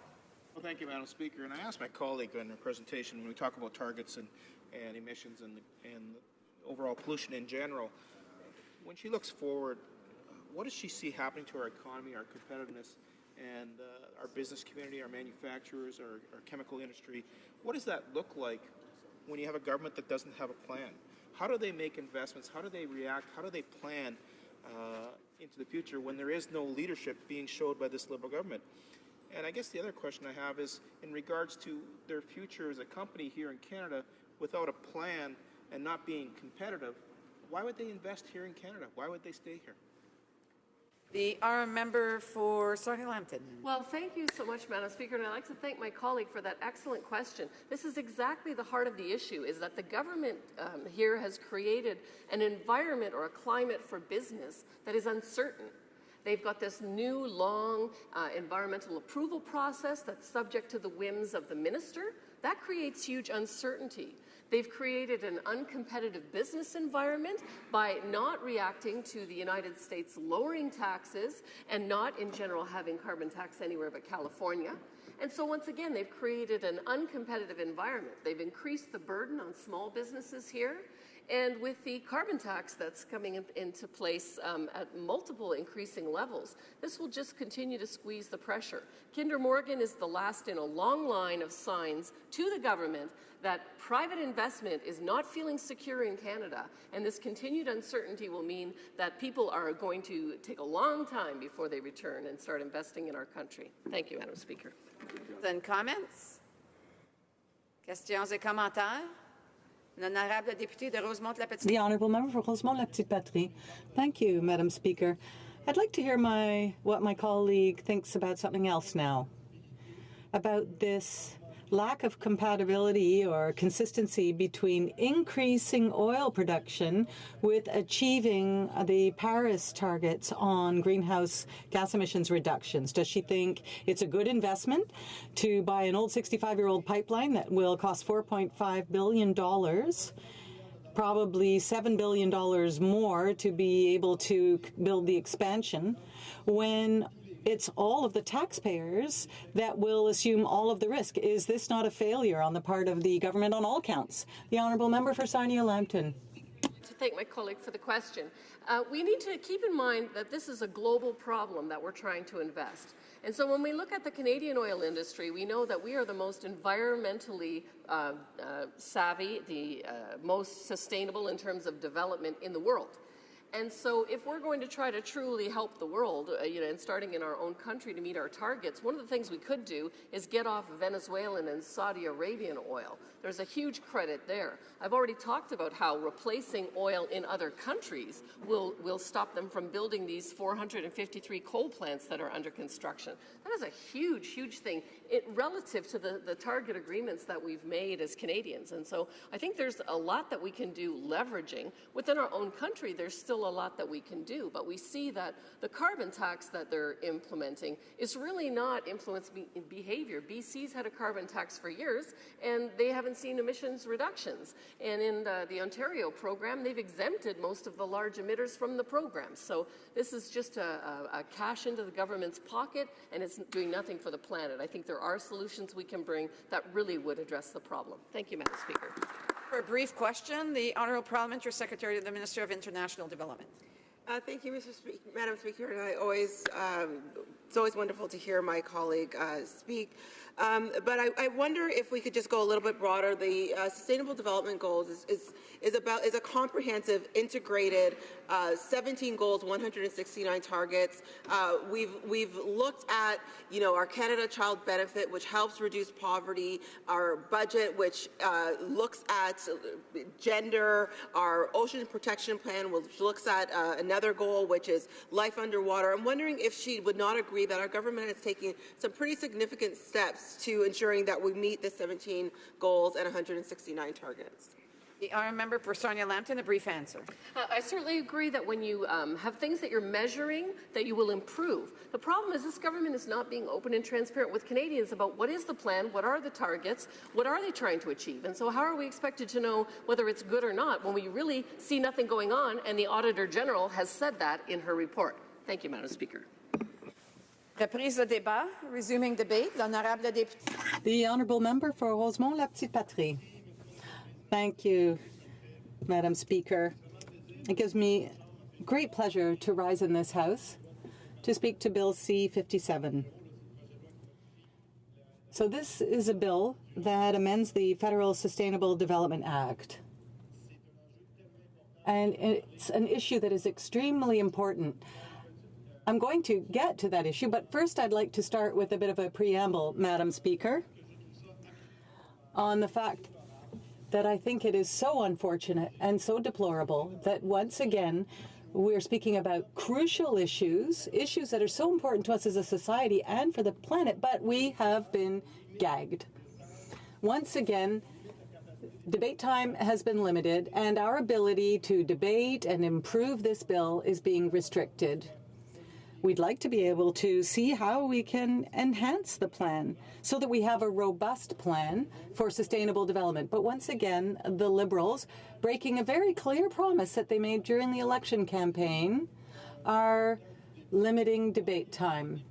They are gagging members in this House through this time allocation, which means that we won't have time to have a serious debate. And they haven't only done this for this bill, Madam Speaker. It's the 5th time this week alone that they are doing this. It's Friday, and this is the 5th time that they have brought in time allocation. Now, for people who don't understand the jargon, time allocation is basically a gag. It means that you don't have time to debate on issues like this, like sustainable development, like the UN Sustainable Development Goals, like global warming.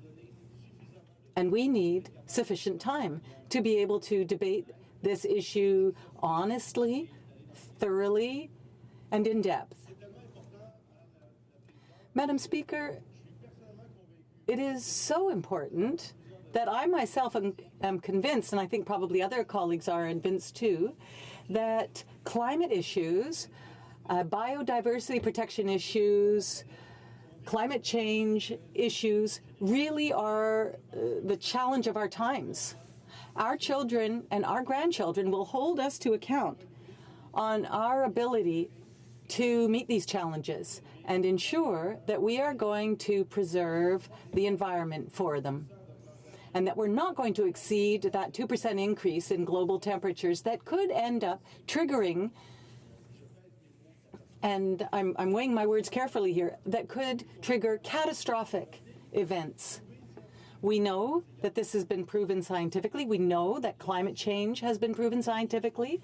We know that it is human activity that is, for the greatest part, responsible for global warming, whether it be through our production activities or our consumption activities. It is our personal actions, choices, and decisions that are leading to global warming. And it will bring about many serious consequences. It will bring about extreme weather events. Now, we know that on average, it's warmer now, and in some areas, and in other areas, it's colder. But what we have seen is that there has been an increase in extreme natural weather events. So flooding, drought, forest fires, hurricanes, stronger hurricanes that cause extensive damage. And we've already seen in Canada. And this has been checked, listed, and we know that it is costing us more and more to deal with these extreme weather events. Now, there's often talk of the cost of making greener choices, making more responsible choices. But I just want to emphasize that there is a cost to doing nothing. We can't just sit back with our arms crossed and wait for extreme weather events. And when I'm not just talking about economic costs, I'm talking about human costs. I just want to recall to everyone here that the former American Vice President, Al Gore, received the Nobel Peace Prize because he led a campaign and promoted actions on climate change. So the Nobel Peace Prize was given to someone who was working for the environment. Well, it makes sense because of more extreme weather events, there will be more waves of migration. We know that higher temperatures in some areas, deforestation, and a lack of access to water will mean that there will be huge population displacements throughout the world. And what that will do then is create thousands of climate refugees. So that risks leading to conflict and armed conflict. And that's why the Nobel Peace Prize was awarded to Al Gore for his work in this area. And the purpose of it also was to send out a message that keeping the peace in the world also depends on preventing climate change. Global warming also has an effect on our ecosystems here. We have colleagues in the north. I can't say his name. I don't remember the name of his writing because it's so long. But anyway, the one who brought in Bill 262. Now, in the far north of Quebec, there are species of birds, species of insects that didn't used to be there. And what this can do is bring about dangerous changes in ecosystems, even in Rosemont-la-Petite-Patrie, which really doesn't have all that many ecosystems, I have to say.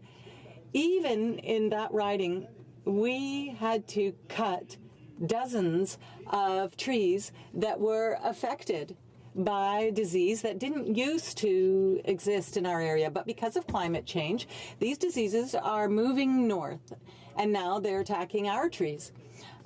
I was talking with a producer in Berthier-Masquinongé, and I can remember the name of that riding. That MP told me that climate change could affect grape production in Quebec because one of the bacteria that affects grapevines does not usually survive our winters. However, now it's now possible that this bacteria that does exist in France and in Europe might be able to affect our grapevines because there are these thawing and warming times, and that has a significant impact. If in January there's a thaw or a warmer period, then these grapevines can be affected, especially if there's freezing and thawing as well. Now, Madam Speaker, I had an opportunity to hear something on the radio. It was an interview on Radio-Canada, and it was with a documentary filmmaker. Mathieu Ritz is his name. He is the filmmaker who made this documentary on Anote's Arch. And Anote is the chief of a very small nation in the middle of the Pacific. It's a place in the Pacific called, it's a place in the Pacific that is unique in the world.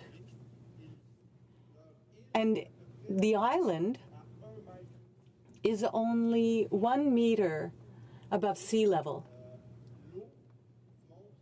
And the waters are already rising. And we know perfectly well that if we do not reach our Paris targets, and if climate change occurs, then glaciers will melt, whether that be in the north or in the south. These glaciers will melt, and then what will happen? Well, seawater levels will rise. Now, for the people living on this island, it's already too late. There are other countries and other nations that hopefully will be able to avoid these kinds of catastrophes, for example, Bangladesh. Now, Bangladesh is below, in parts, in sea level, but there may be ways to protect the coastlines. We know Holland as well has extensive infrastructure, but for those living on the island in the Pacific, it's too late, and it's so sad. Because this documentary, it was called The Arch, Anote's Arch, because basically, or Ark rather, because they're going to have to move. They might have to move to the Fiji Islands, for example. And they may need to, other countries may need to help relocate, resettle these people. And a whole way of life is going to disappear. I'll get back to climate migrants later. This kind of phenomenon is going to become more and more, it's going to happen more and more. And I think that various populations will amalgamate. It's something that we have to really be worried about, the disappearance of biodiversity and cultural diversity. And when we look at the kind of problems this causes, we know we have to act. One of the things I want to address, before I get to the bill itself more precisely, I want to emphasize that the government wanted to and said it would end subsidies to big oil. It did nothing. Instead, it's giving a $4.5 billion check to an American company for a pipeline. And yet, Canada pledged in the process adopted at the G7 and the G20 to have a process of accountability to follow the progress of countries with respect to the progressive decrease in subsidies to oil. And there was an invitation, Madam Speaker. Canada was invited by Argentina to create a duo or a tandem where they would look at each other's decisions, they would hold each other to account. But on this file, it's incomprehensible.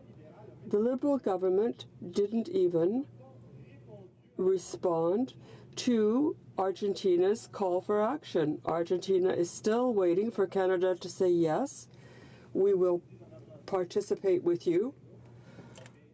As they say in Argentina, it takes two to tango.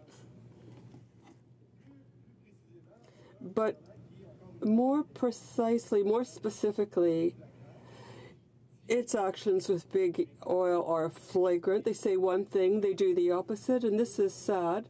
And I'm going to quote two excerpts from the report by the Environment Commissioner, who says very clearly that this government is not on the right track. And it may completely fail the very paltry targets it set for itself. Now, the Liberal government made certain promises, but what it has is the same targets as the Conservatives, same game plan. And I don't think we'll even reach those targets.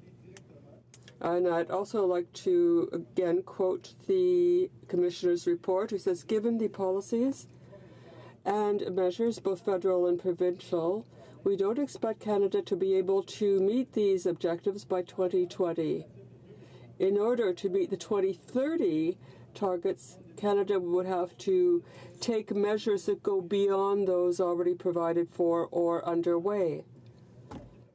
what this means is that we're going to miss the boat in perhaps the biggest challenge of this Parliament, of this government, at a time when we should be making decisions. And this is the Environment Commissioner. And these concerns are shared by the United Nations and by the OECD. They're all telling us Canada will not reach its 2020 or 2030 targets. So it's all, it's fine. It's all well and good to make great speeches in Germany or somewhere else, but, all this is hot air. Just words, parole, to quote Dalida. Now, as concerns specifically the Sustainable Development Act and the fact that Canada has pledged to meet the objectives of the United Nations, there was again a report in January by the Environment Commissioner who is sounding the alarm, saying we won't meet these objectives. Now, with respect to the UN, our commitments to the UN will simply remain, so much hot air again. The Julie Gelfand in April said, if Canada doesn't rectify what it's doing, it will not be able to meet its sustainable development goals that it is committed to twice since 2015. The Prime Minister himself reiterated the promise when he spoke before the UN National Assembly in 2017. And yet, and we're getting to another level of absurdity, it's absolutely unbelievable. Now, we don't even have, the Liberals haven't even identified the targets or means to reach these targets. Ms. Gelfand points out the lack of measures. She points out that the Department of Indigenous Affairs in North, the Department of the Status of Women, the Department of Social Development, and the Department of Environment and Climate Change, they have nothing in place. It's absolutely ludicrous. We're not meeting our international pledges, and we have departments, whole departments that are laggards. Even, my God, the Department of Environment. What kind of message is this sending? It's not serious, Madam Speaker. So despite the splendid speeches that this government makes, their plan leaves a great deal to be desired. Now, 57 is a bill that makes certain small changes, but overall it's insufficient and it just misses its mark entirely.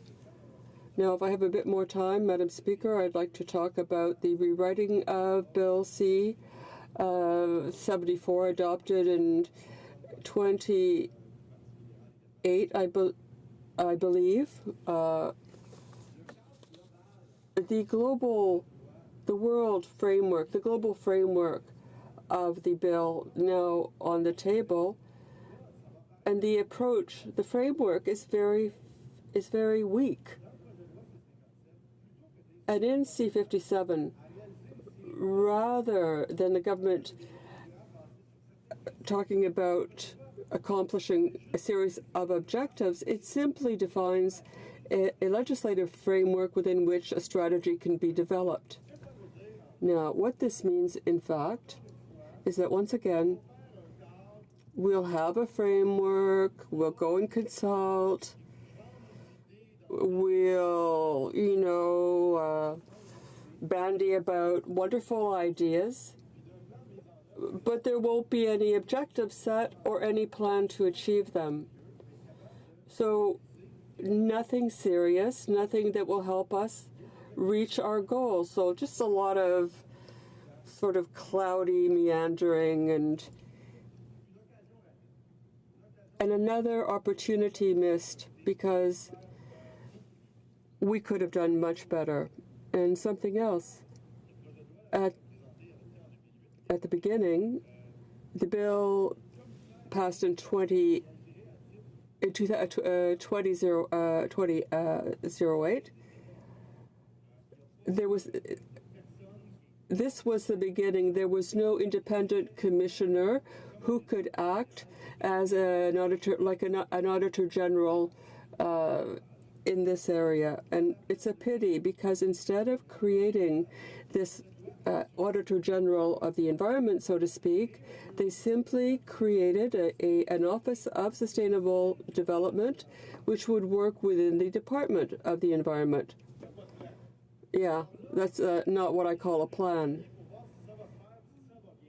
So if you want someone who's going to monitor what's going on, and that person is part of the very organization they're supposed to be monitoring, well, if I'm going to watch a chicken yard, I'm not going to get a fox to watch it. So we had the recommendations of the Committee of the Environment, which should be looked at, despite what the Minister said. Secretary of the Government House Leader. The Honourable Parliamentary Secretary to the Minister of International Development. Thank you, Madam Speaker. And I would like to thank my honourable colleague for his speech. I thoroughly enjoyed the first part of it, and then he started criticizing us, and I was like, oh my God. But anyhow, it was really, really good. I did really appreciate it. I appreciated the fact that he emphasized that we are getting wetter, warmer, wilder weather, and his emphasis on climate migrants in particular. We often talk about the conflict and what the situation that's created with them, but we sometimes forget the climate migrants, so I appreciate that. We know the cost between 1983 and 2005 to Canadians was $373 million. It's now over $1 billion between 2005 to 2015. Again, as you said, it's not just the cost, but the cost to human lives. It affects the poorest. Climate change affects the poorest and most vulnerable, often women and children, and that's why we have a feminist international assistance policy where we've invested $2 billion to ensure that internationally we are focusing on that. But, Madam Speaker, I just want to focus on some of the things that we did in our 2018 budget. $1.3 billion to biodiversity and conservation, looking at target number 15. Number 14, the Oceans Protection Plan. Target number 1 and 2 around poverty and hunger, Canada Child Benefit. I'm wondering if the honourable, and I could go on, but I wonder if the honourable colleague would not agree that we've taken steps towards ensuring that we meet our Sustainable Development Goal targets. The member for The Honourable Member for Rosemont La Petite Patrie. Thank you, Madam Speaker, and I'd like to thank my colleague. I'd like to thank her for her comments, and I very much appreciate the work she does. We agree on the fact that the federal government should put a price on pollution. This is something we agree with. It's something which has been established in most provinces. I think 80% of citizens live in provinces where there is a price on carbon. But I think the government could do more. And this is why we criticize the government, because we may not meet our targets for 2020 and 2030. So we're not doing enough, and I can't not emphasize a flagrant contradiction between buying a pipeline and respecting our Paris commitments. This pipeline will triple our output of a very polluting product. So this is not a great plan to reduce GGHs. The Honourable Member, I'd like to thank my colleague for his speech. With respect to sustainable development, in this oil-crazy Canada, I think this is something that's not sustainable. Now, his criticism of the government and its plan on sustainable development, and this is something that was proclaimed by the Prime Minister when he said, in order to help the environment, we're going to develop more pipelines in order to better develop the tar sands, and to use the money from this to fight climate change. Can my colleague tell me if he thinks this is a reasonable argument, and what are his comments? Thank you, Madam Speaker. The Honourable Member. Thank you, Madam Speaker, and I'd like to thank my colleague for Joliette for his comments and his question, and for his fine work in general, and he's quite right. This is contradictory. It's as if the government said, we're going there, but before we go there, we're going to go there, the opposite direction.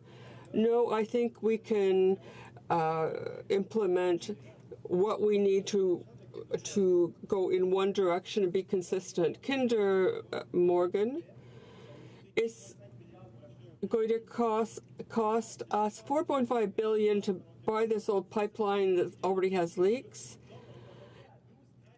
So, but then there is the one that the new one we're building. So we're up to $12 or $13 billion. What might we have done in terms of job creation or renewable energy with this money?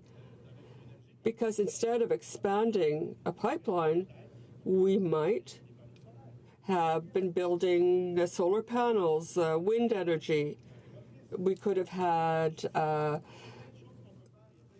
other energy, for example, the energy, offshore energy.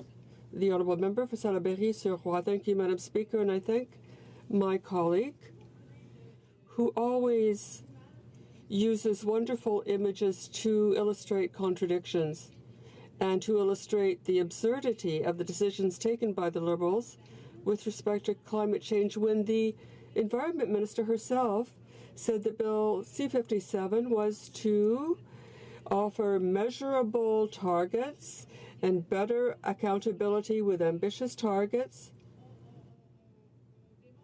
when we can show clearly with the reports of the Environment Commissioner, we can show that there are 5 departments, including the Department of the Environment, who have no plans or systems to be able to follow up on these targets. So how can the minister look herself in the mirror and talk about climate change credibly when her own department has no plan in place and has no system for accountability? The future generations will have to live with the consequences of this pollution, and the absence of a plan will cost millions, billions of dollars for her inaction on climate change. Can he explain what we should do as a G7 country in order to really deal with climate change? The Honourable Member for Rosemont-la-Petite-Patrie. Thank you, Madam Speaker, and I'd like to thank my colleague for her concerns and her very relevant questions. We have a contradictory Liberal government that doesn't do what it says it will do, and when the time comes to make a decision or make a choice between profit or the environment, they always seem to fall on the same side, and it often isn't the environment. So what do we need to do? Well, we have to act now. All experts agree in saying that an energy change or transition can't happen within one term in government. It happens over time, and we're now at a minute before midnight. And the changes that are happening will eventually become irreversible for all of the planet. Last week, I attended a summit in Montreal on energy transition. It was organized by the unions and environmental groups. But there were also other business groups around the table. There were big investment firms around the table, whether it be the Fonds de Solidarité, whether it be the Desjardins group. And everyone agreed in saying we need to figure out what we need to do for a transition.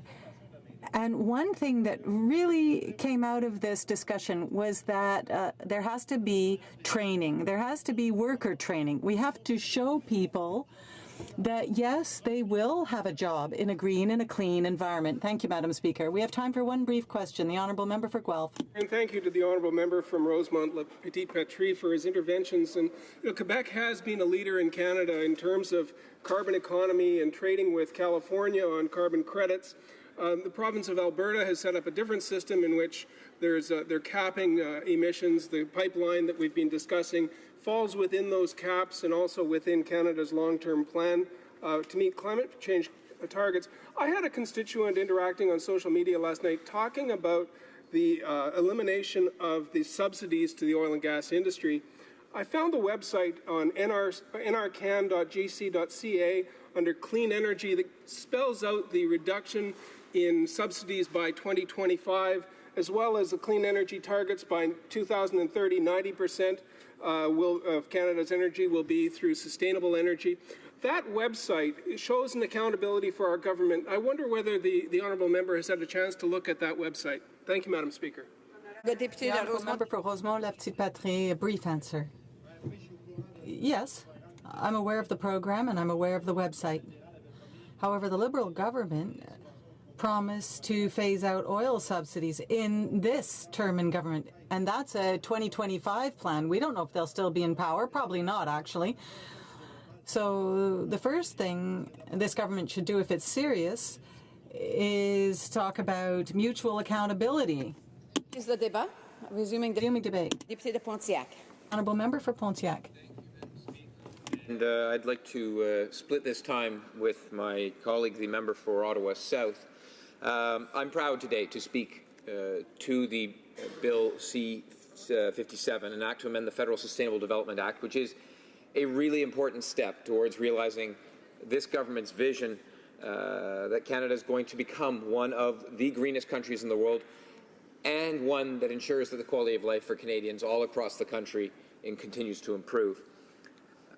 In our second report, the Standing Committee on Environment and Sustainable Development worked really, really hard across the aisle, all parties together, to produce a report entitled Federal Sustainability for Future Generations.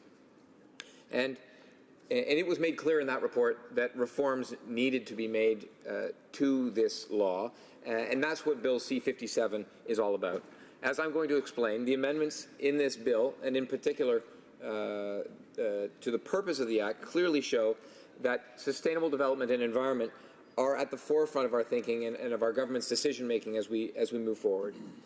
But first, I'd like to acknowledge the considerable efforts of my colleagues on that committee, Liberal, Conservative, NDP.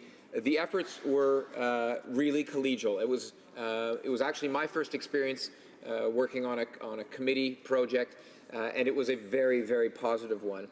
I'd also like to thank the witnesses who came before the committee, many of whom had deep expertise in this area and had committed their lives to the issue of sustainable development, both domestically and internationally.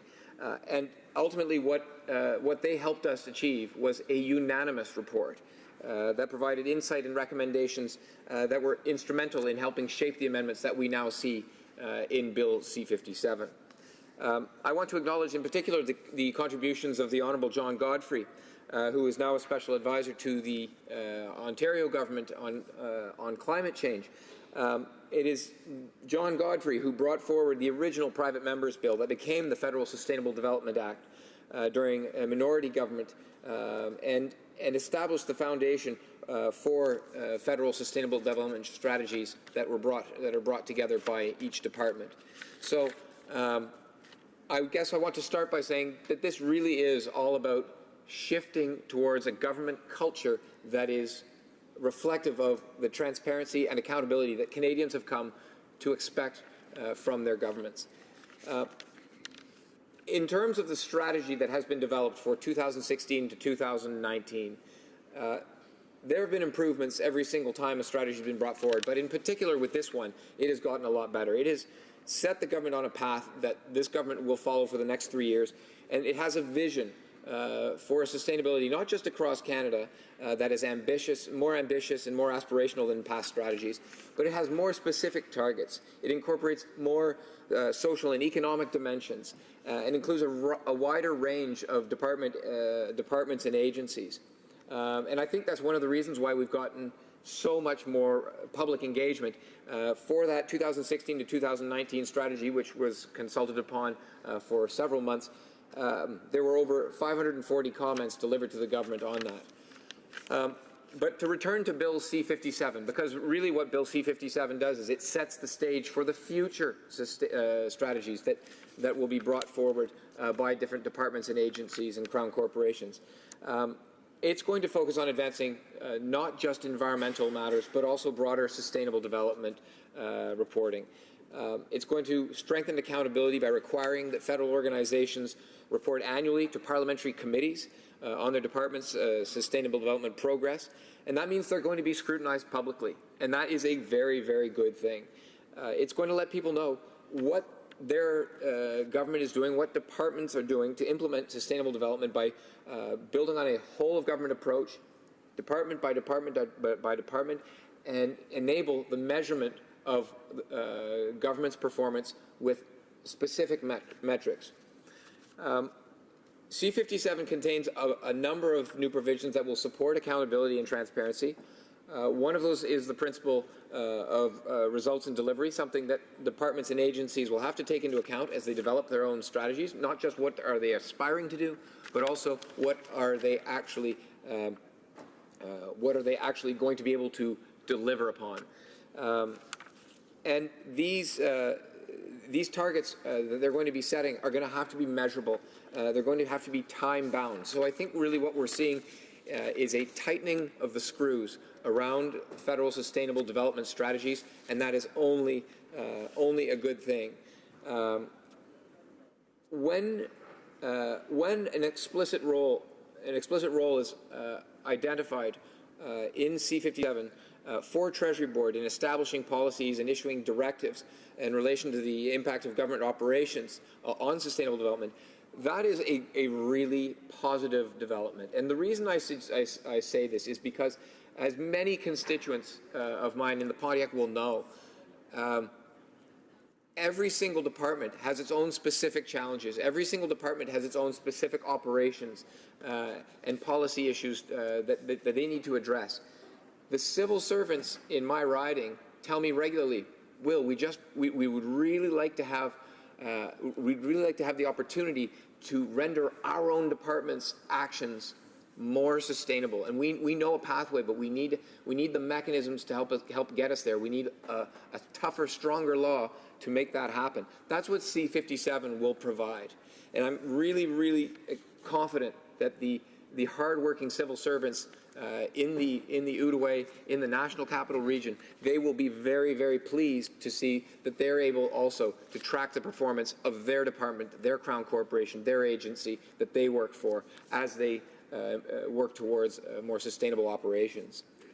Now, when I say different departments and agencies being added to the ambit of this legislation, right now, there are 26 departments that are participating and named in the Act, and that's going to be increased to include contributions from 41 departments and agencies, to 90 departments and agencies, including organizations with significant environmental footprints like the Royal Canadian Mounted Police, Canada Post, etc. So what we're really talking about here is legislation that is going to bring about a whole-of-government approach to achieving sustainability. And that is a significant piece of our puzzle as a country, because the federal government represents hundreds of thousands of employees. It represents so many dollars spent in products bought, in real estate. It is so important that the entities that constitute the Government of Canada, that it be driving economic progress towards sustainability. I wanted to also speak about the provisions and the purpose of the Act around Canada's domestic and international obligations related to sustainable development. And it has been raised in this House that the 2030 agenda from the UN, the Sustainable Development Goals, and our Paris commitments aren't included in the Federal Sustainable Development Act. But international obligations are acknowledged in the revised purpose set out in Bill C-57. And this purpose reflects the government's commitment to consider current and future international sustainability obligations in the strategies that get developed. So future federal sustainable development strategies will reflect international obligations. Again, ratcheting up, and that is a very good thing. So I'd like to speak to 3 concrete examples of activities that the government is undertaking to demonstrate how we take our international and domestic priorities seriously.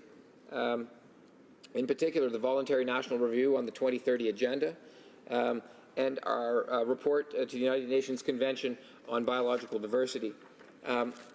Last year, I had the privilege of going to New York and delivering Canada's statement before the United Nations at the high-level political conference on sustainable development goals. That was truly a special moment and an honor for me. And this year, our government will be back there, and I expect it will be one of our ministers who delivers the Canada's very first voluntary national review, reporting back on our sustainable development goals and our achievements to date, our accomplishments, but also recognizing areas where more work is needed, whether that's in relation to health, whether that's in relation to gender, whether that's in relation to consultation with Indigenous peoples. We can always do better. Better is definitely always possible in this country, and we know that. So in conclusion, Madam Speaker, I'd simply like to say that Bill C-57 amends the Federal Sustainable Development Act in a very positive way, and I'm really looking forward to discussing with my colleagues on the other side. Thank you, Madam Speaker. And comments, the honourable member for Sarnia-Lambton. Well, thank you, Madam Speaker, and I'd like to thank the member from Pontiac for his speech. Earlier, the member from Whitby had mentioned that the government had specific metrics that they were going to be tracking and targets in order to see how they're doing on this sustainable development. Could you elaborate on some of the specifics of what those might be? Thank you. I'm sure he will, but through me, the honourable member for Pontiac.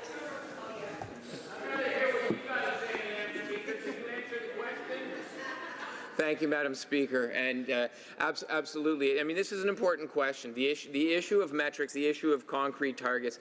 I mean, it is going to depend department by department. It's going to depend issue by issue. Certainly, I would expect that there will be emissions targets that are established. I certainly hope that department by department they're going to be evaluating what are the emissions associated with all of their activities.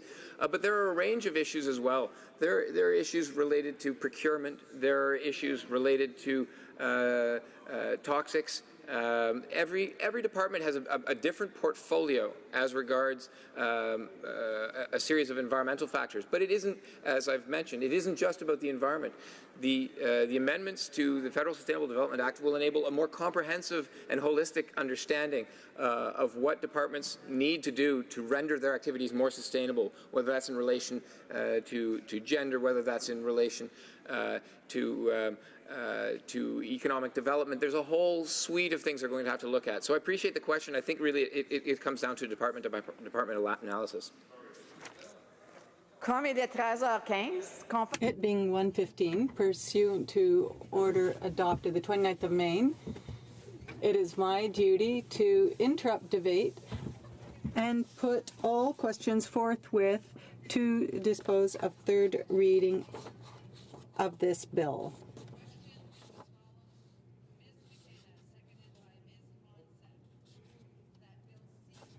An act to amend the Federal Sustainable Development Act be now read a third time and do pass. Is it the pleasure of the House to adopt the motion? All those in favor of the motion will please say yay. All those opposed will please say nay. My opinion, the yeas have it. Pursuant to order made on Tuesday, May 29, 2018, the division stands deferred until Monday, June 4, 2018, at the expiry of the time provided for oral questions. The Honourable Parliamentary Secretary for the Government House Leader has a point of order. Yes, Madam Speaker, I suspect if you were to canvass the House, you'd find unanimous consent to call it 1:30 at this time so we could begin private members' hour. We have unanimous consent to see the clock at 1:30. Then it's 1:30. And so ordered. The House will now proceed to the consideration of private members' business as listed on today's order paper. Ordre du jour. Orders of the day. Private members' business. Resuming debate at second reading on Bill C-396, an act to amend the Department of Industry Act, financial assistance in the name of Mr. Bernier. Prise de débat. Resuming debate. Honorable député. The honourable member for Rosemont-La Petite Patrie. Thank you very much, Madam Speaker. It gives me pleasure to rise now and speak to the bill of the member for La Beauce regarding accountability and transparency. This is a very important issue, and I must say, I find myself in a rather strange situation here. Yesterday, I supported the private members bill for the member of Carleton, and today I'm supporting a bill for the private members bill for the member for La Beauce. What on earth is happening in my political career? In any case, perhaps this is just proof that one can go beyond party lines when a bill is good. And if you feel a bill is good, then it deserves one's support. And I don't see how the government could oppose the content of the bill, because what it does is provide for better ways of monitoring loans that have been granted to certain companies and where they are in the process of reimbursing those loans. It's not very complicated. And for many citizens who are concerned about where their money goes and how it's spent and when it's going to be given back, this is a rather simple process. When I read the bill, I was quite surprised, actually, that it didn't already exist. I have a feeling there may be an opposite opinion opposite. However, I look forward to hearing that opinion. And that's the whole purpose of having debates in this House. I would be happy to be proven wrong. I'm a good sport. I'm happy to look at the facts. But on the issue of accountability and transparency, I think we can all agree in this House that it's something that is normal, something that is to be expected. It's also responsible. One doesn't simply grant loans under certain terms without afterwards doing a very close follow-up to understand what that is, what stage it is at, and that it has not turned into a long-term subsidy. Now, it is normal for the state to act at times, to play its role in stimulating the economy, in helping one particular economic sector or industrial sector, or helping a company because either they're going through a bad time, there's a crisis, there's a recession, and sometimes they need that extra little help. And as New Democrats, we support that. However, we want that to be a responsible, accountable, transparent process. So all the cards are on the table. And Madam Speaker, I'd just like to take this opportunity to talk about economic sectors that go through crises. For example, let's look at the aluminum sector and the steel sector. Since yesterday, we have become engaged in a trade war with our major trading partner, the United States. President Trump, in a very abusive way, illegitimate way, probably illegally, actually, if you look at the WTO and NAFTA rules, has just imposed 25% a tariff and a 10% tariff on aluminum. These are huge tariffs, and what we're saying to the government is that we're pleased that they're standing up. We're pleased that they're not letting themselves be pushed around and that we're going to engage in retaliation. Obviously, it's not ideal. We would have liked to avoid this situation on both sides of the border, for workers, for businesses, and for consumers who will probably end up paying the price. And when I say pay the price, I mean pay the price literally. There are things that will be more expensive. Now, we're glad that there has been a strong response, a robust response. One would expect that, and we think it's the right thing to do. However, we want this trade war to end, and we want to know what the plan is in the meanwhile for those workers who risk seeing a downturn in the number of contracts in economic activity, who risk being fired, laid off. So I'd like to know if this government has a plan to help steel and aluminum workers in the country to help them get through this crisis, just like what we saw in the forestry industry. There again, there's a trade war with the United States regarding softwood lumber. And I think it is at times like these that, as a state, we collectively have to step in and guarantee loans, for example, provide subsidies, but, and I come back to the member for Beauce's bill, at the same time be able to monitor that and to follow up in order to make sure that we have all the information, that all the information is clear and transparent, and that we're able to follow that money, see how it was spent, and understand what the reimbursement timeline is for paying it back, and to ensure that these loans don't become subsidies. So here we have a private member's bill that costs nothing for taxpayers and that provides for more transparency. Now, the government may already say that we already have a process, that this would be redundant, and I look forward to hearing the member opposite's remarks. However, I would like the citizens in this country to be able to depend on a clear and transparent follow-up process for these investments, including for inappropriate investments and appropriate investments. For example, I'd like them to be able to have information that will allow them to monitor the use of money being invested into a pipeline, because we're talking about a public investment. We have just written a $4.5 billion check for an American Texas-based company to buy an old 65-year-old pipeline. We think that's an enormous amount of money. We believe that there's been a lack of transparency. I don't remember in 2015 during the election campaign when there were many Liberal candidates on the island of Montreal saying, look, if there's a private company that thinks there's too risky a venture, well, we'll just get out our checkbook and sign a check for billions of dollars. The sky's the limit, no problem. We plan on just bailing them out no matter what, no matter how much it costs. Now, we think this is contrary to, as well, on top of this, contrary to all our greenhouse gas emissions targets. And we feel that the government is lacking in transparency. It wasn't in their election platform. People feel betrayed, misled.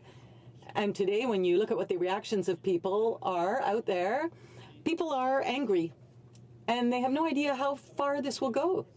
$4.5 billion is just to buy existing assets, the pipeline, the terminals. However, that creates zero jobs. That doesn't include any kind of construction. It's just for existing material. Kinder Morgan had estimated that this would cost $7.4 billion, and I'm talking about the expansion of the pipeline. So that's on top of the 4.5. So we're talking actually about $12 billion, $12.5 billion, and that's if everything goes well. Because, we've already seen other projects that had an estimated cost, and the estimated cost didn't exactly resemble the cost at the end. So how far is the Liberal government willing to go?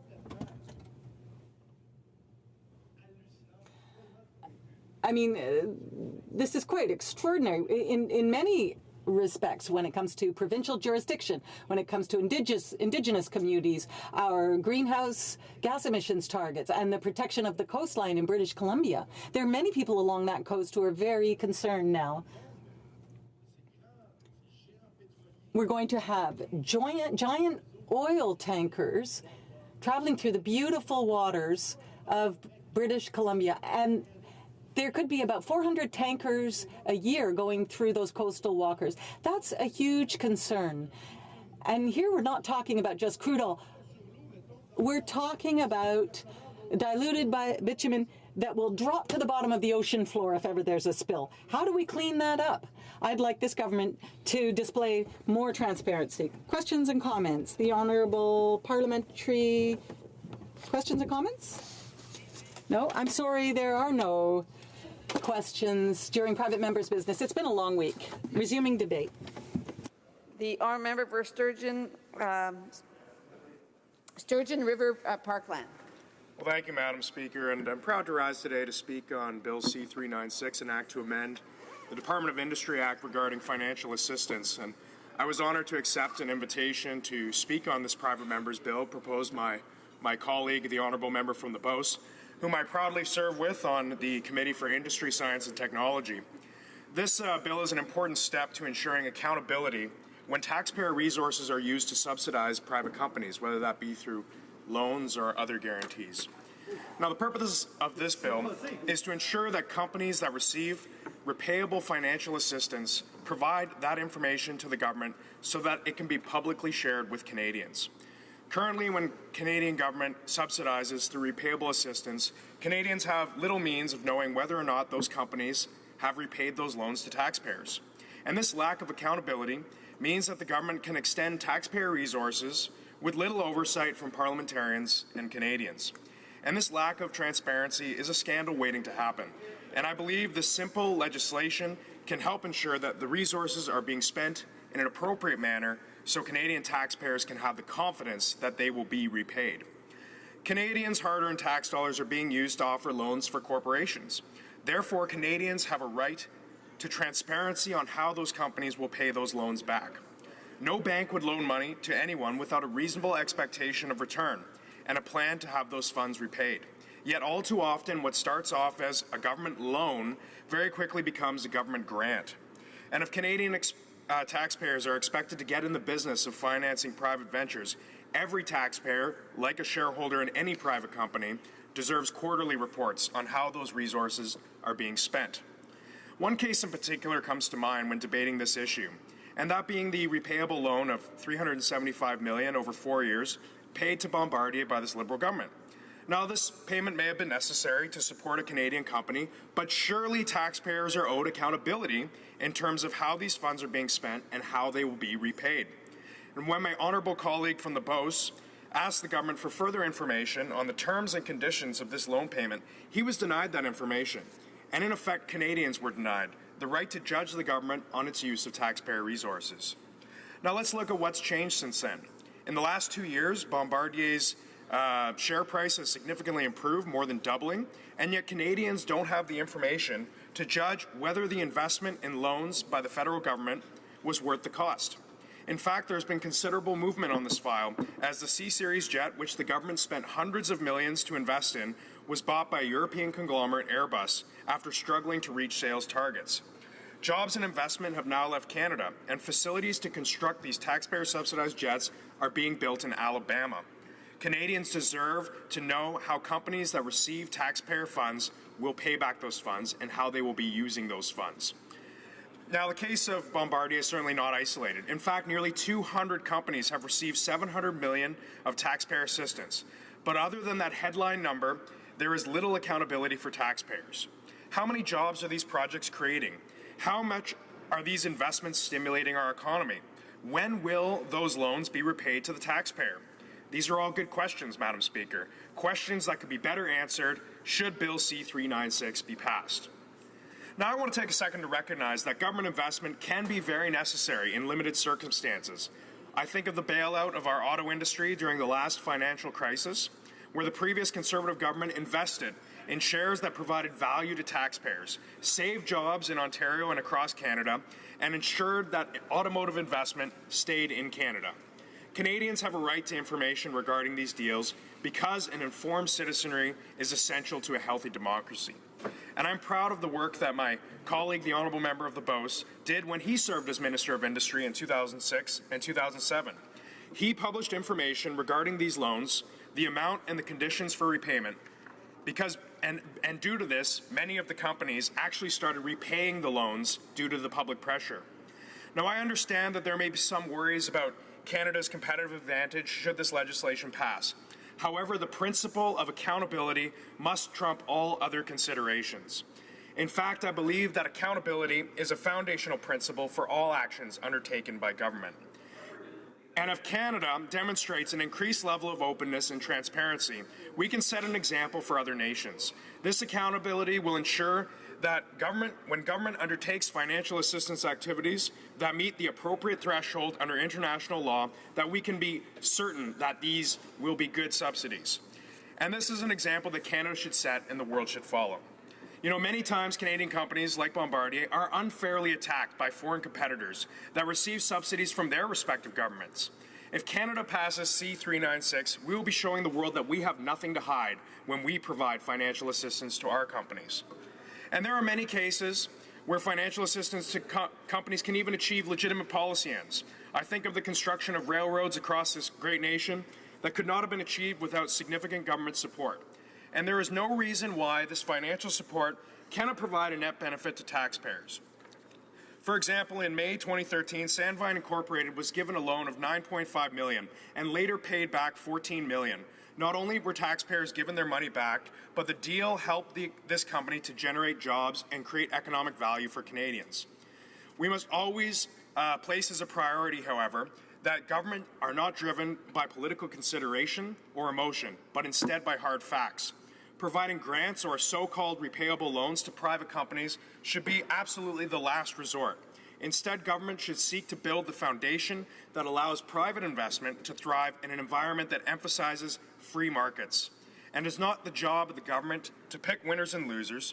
And if the Liberals have decided that they want to pick winners with taxpayers' money, the least they can do is provide transparency on how taxpayers will be repaid. And this bill will create that transparency, and it will provide accountability for companies so that they will be compelled to repay their loans, rather than hiding in the darkness of government secrecy.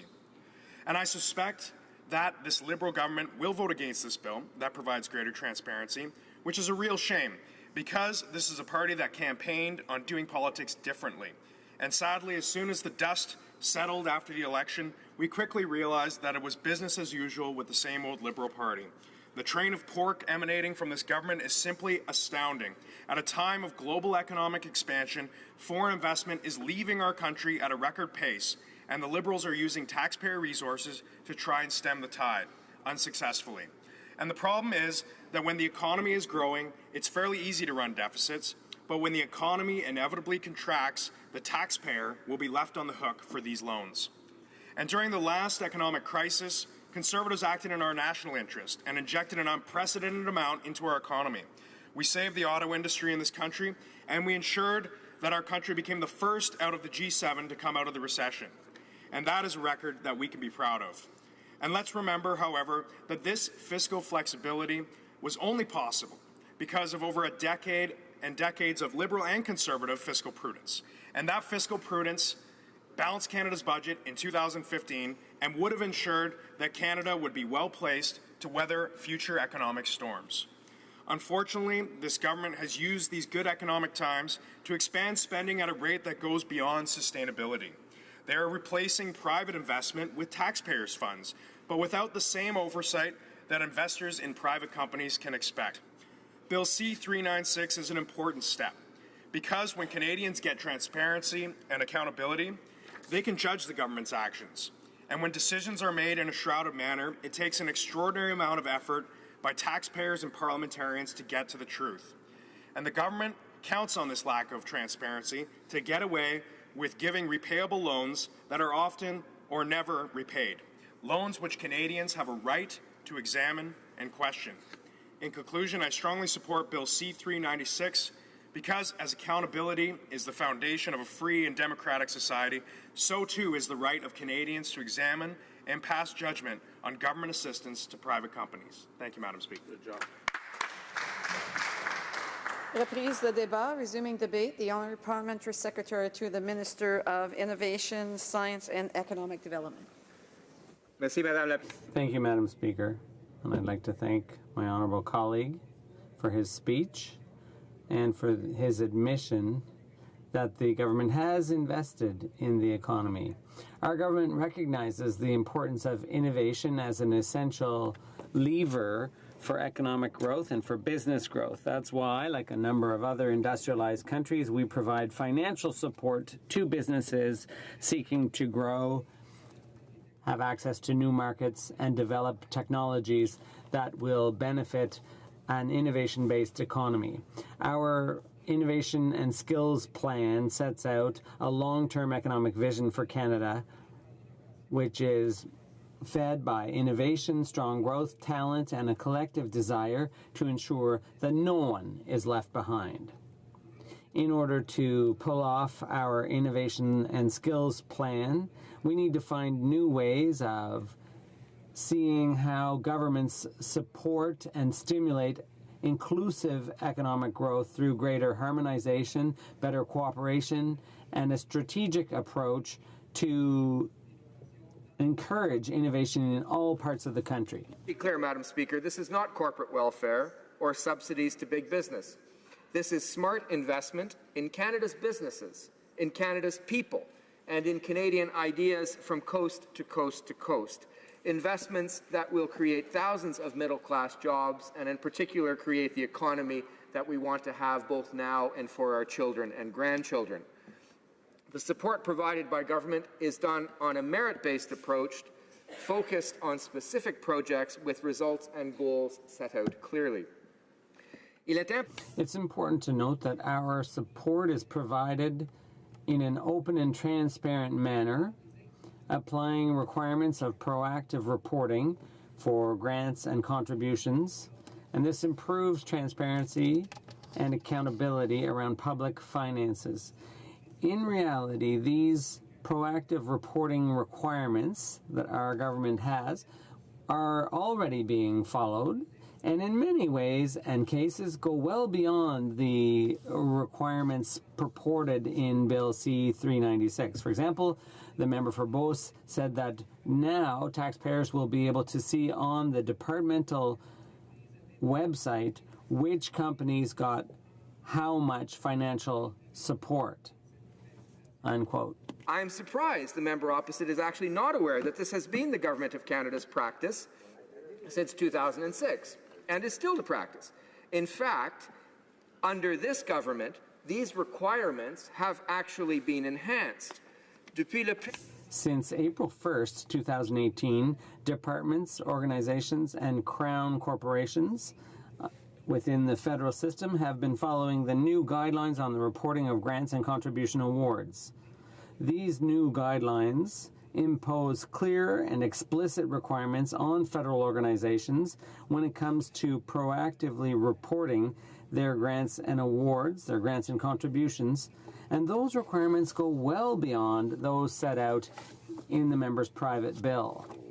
The guidelines take a cross-government approach instead of just targeting one single federal department. All the information on grants and contributions granted by the federal government will be posted on the open.canada.ca platform. And in this way, Canadians will have a one-stop, single-wicket access in order to better monitor how the government is spending public monies. The amount of information that has to be disclosed has shot up when compared to previous requirements, those requirements that predate C-396. From now on, federal organizations will have to publish a lot more information for each report. There's a more detailed section on the purpose of the grant, the expected results, and the beneficiary. The bill we're debating today does not include such explicit requirements. Furthermore, if the bill is adopted, these reporting requirements would be strengthened and modernized by Bill C-58, an act to amend the Access to Information Act and Privacy Act, which is currently being reviewed by the Senate. The bill, C-58, would create a statutory requirement to proactively report grants and contributions consistently with the new guidelines I've just mentioned. Madam Speaker, I'd also like to make a few clarifications about some of the things that have been said in the context of discussions around Bill C-396 previously. More specifically, I'd like to come back to the claim made by the member for Beauce, according to which Industry Canada would publish individual loan agreements or refundable contribution agreements, including the modalities of repayment. That is one of the requirements that Bill C-396 would impose on Innovation Sciences and Economic Development Canada, or ISED. I want to make it clear that ISED, or formerly Industry Canada, has never published the details of individual loan agreements, nor the agreements themselves. ISED has on its website standard documents and terms, as well as guides on information, which include information on the repayment of loans. And that gives Canadians an idea of the goals and the needs of government when public monies are used to support companies, private companies, and gives companies an idea of what types of measures can be used to determine their repayment schedules. However, Madam Speaker, Bill C-396 would require the Minister of ISED to publish information on individual agreements, thereby requiring the government to publish very sensitive commercial information, confidential information about private Canadian companies. That information could potentially be used by a competitor, whether domestic or foreign, to undermine the competitive advantage of Canadian companies in the innovation market. Smaller, privately owned businesses that are not already required to publicly report on things like revenues and expenditures in the same way as publicly traded companies. And these are matters, of course, of privacy and security that need to be contended with as well. In essence, Bill C-396 would unduly place disclosure requirements on individual competitive businesses and compromise their competitive position in the market. I, for one, would like the member opposite to explain why he thinks it is okay to impose undue regulatory burdens on businesses, especially our small and medium-sized businesses.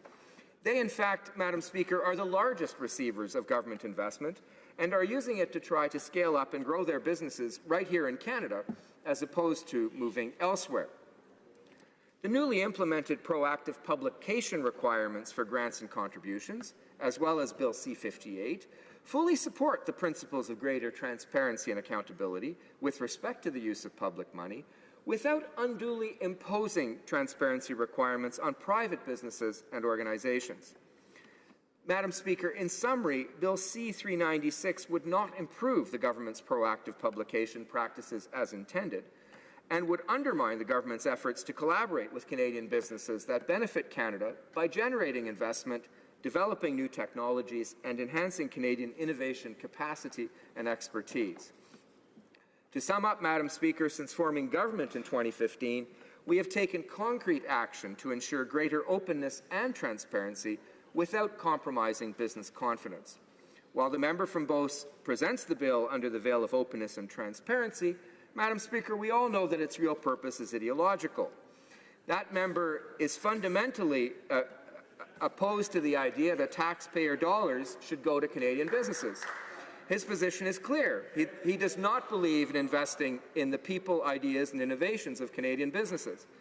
What is not clear, Madam Speaker, is if he speaks on behalf of his party. The member from the Beauce also questions the relevance and importance of the work carried out by our regional development agencies and their support of small and medium-sized businesses across Canada, support that we have increased as a government, Madam Speaker. Of course, that's his prerogative, but it's also unclear whether that is the position of his leader and his current government, which is especially interesting because he's also the Conservative Party's official critic of ISED and member of the Industry Committee. So do they view, in fact, investing in Canadian businesses as corporate welfare? Certainly we don't. And for all those reasons, Madam Speaker, our government cannot support this bill. We're going to keep supporting Canadians and Canadian businesses. Resuming debate, the honourable member for Peace River Westlock. Well, Madam Speaker, that was quite the entertaining speech that we just heard from the honourable member across the way, and I must say that he has an interesting definition of competitive advantage. He's saying that when a government gives independent corporations funds, that they don't have to disclose a repayment schedule because that might somehow limit their competitive advantage. Well, I would argue, Madam Speaker, that they got a significant competitive advantage because the taxpayer just gave them a loan, and we have no idea whether that's ever going to be repaid. Madam Speaker, before I go any further in my speech, I just want to congratulate friends of mine, Austin and Charis Olai. They had a new baby girl. Oh, wow. Bria in there, yeah. Some good news. And I just wanted to tell the new little girl that already she's $22,000 in debt due to the national government, but she is also the proud owner of a pipeline right here in Canada. So congratulations to the Olais with their new little baby girl, and congratulations to the new little girl as being heavily indebted and the owner of a pipeline already. It makes you want to cry. This says the honourable colleague from Barrie Innisfail. So I thought for sure I had to get that in there. Now, Madam Speaker, one of the things that I shake my head again at the comments earlier about the competitive advantage. And what's really interesting, Madam Speaker, is when I look over the list of all the companies that we've given millions of dollars to over the year, you would think that a lot of them the government has done business with them as well. So it's interesting that not only do we give them big subsidies or loans, quote-unquote loans, of which have never been repaid, but we also do significant business with them as well. So one of these companies is IBM. Now, IBM, Madam Speaker, you might be familiar with it. It's a very old company. It's made its fortunes during the lead up to and during the Second World War. And I do believe that they are the company that is at the center of the Phoenix fiasco, Madam Speaker. And so here we are paying out $33 million to IBM. Has that money ever been repaid? We don't know. Will it ever be repaid? We also don't know. And I commend the member from Beauce for bringing forward this particular bill. Just even bringing forward the particular bill has highlighted to me how we've given certain companies in this country significant competitive advantage. We often have a very rigorous competition for when we hand out contracts, and I understand that was done with the Phoenix case. But when it comes to, and when you land a government contract, often when that happens, you become quite a player in your particular industry. If you have a government contract, often you'll go out and you'll market that as, hey, we do contracts with, I see it all the time, we do contracts with the Department of Defense, or we do contracts, and companies wear this as a badge of honor. But now we've not only given IBM contracts, we've also given them $33 million with no repayment schedule that we can see anyways, as the taxpayer of Canada. Another one that was on this list that I thought was fairly interesting was Lockheed Martin Canada for $4.5 million. Madam Speaker, this is an interesting one for sure, and to some degree, I understand if we may have given this money due to the work that we had done collectively with a number of other countries when we were developing the F-35. And so this money may have been a gift for that development, the development work that they needed to do. I don't know for sure. But what we do know is that this government has ignored the F-35 for sure. And here we are with this big gift of money out to Lockheed Martin. And we have no idea whether we're ever going to get that back. And we certainly don't be at any pace buying F-35s at this point. So that money seems to have gone off to develop airplanes for the world. I know that many of our allies are using this airplane, and I don't see that we're getting necessarily a great return on investment as well for that one. So another one that was interesting to me, Madam Speaker, was Navstar Canada Incorporation. Now, if I understand this correctly, this is the folks that build heavy-duty trucks, and so I thought, that's interesting. I know that I used to work in the automotive field. I worked on diesel pickups for most of my life before I got here, and so Navstar was a company that I was familiar with. I believe that they were also involved in some of the Ford pickup trucks before. They provided engines for that. And so it was interesting to see that they got a loan at some point in 2005 for $30 million, Madam Speaker, and which, to their credit, they've paid off. It looks about, from this sheet that I'm looking at right now, it looks like they've paid off a whole $410, Madam Speaker. So we've got over the last 10 years or so, we've paid off $410. I thought that was significant. It was an interesting one of the numbers because it had actually changed. Unlike a lot of the numbers that had gone through here, we had, for example, MDS Aero Support Corporation, we gave them $6.1 million in 2003, and or 1997 actually, and still today on the books, they still owe $100,000. So it's been interesting. So I'd say I commend again the member from Beauce for just bringing this forward, bringing this to my attention. Corporate welfare is one of my great frustrations with the government of Canada, regardless of the political stripe, no doubt. Now, it's interesting, Madam Speaker, I mentioned earlier, I congratulated my friend Austin. He's a mechanic up in northern British Columbia. I don't know exactly what he makes, Madam Speaker, but as somebody who's worked in the field before, I imagine he pays probably $12,000 in income tax every year, probably about $7,000 to $10,000 of that is the federal income tax. So you can see, Madam Speaker, how these kind of numbers, how many mechanics it would take to pay these kind of numbers out, right? When we're dealing with Navstar Canada, $30 million, that would take a lot of mechanics working across the country to pay $30 million. We've seen, Madam Speaker, trips that have been taken here that have cost the taxpayers $200,000. Like when you think of that, when you break that down into the average automotive mechanic's contribution to the federal coffers, you can say, well, look at that. That would be 20 or 200 automotive mechanics have to work all year to pay for that Prime Minister's trip, for sure. And so when it comes to this, what's even more egregious about this is that in some cases we are having people that are working in the world of commerce. They're working in the world of commerce, competing in the marketplace, only to have their taxpayers' dollars, the stuff that they worked all year for, to go directly to their competition. And I have a good example of this in northern Alberta, in my particular riding.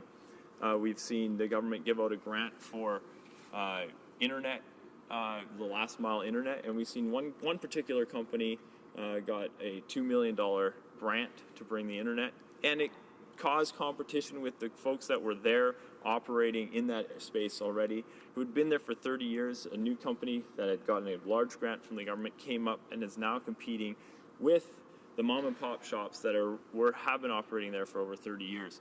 So that is where that incredibly grates upon me, is the folks that have worked very hard for a very long time to build the basic infrastructure for the internet in northern Alberta, only to have companies come in that are larger companies that have good grant writers, these kinds of things, to come in, get large government grants, and then compete in exactly the same space on exactly the same product. So in this particular case, Madam Speaker, a constituent of mine was servicing several hundred farmyards and acreages in northern Alberta, and he was able to provide them with an adequate internet service for about $69.99.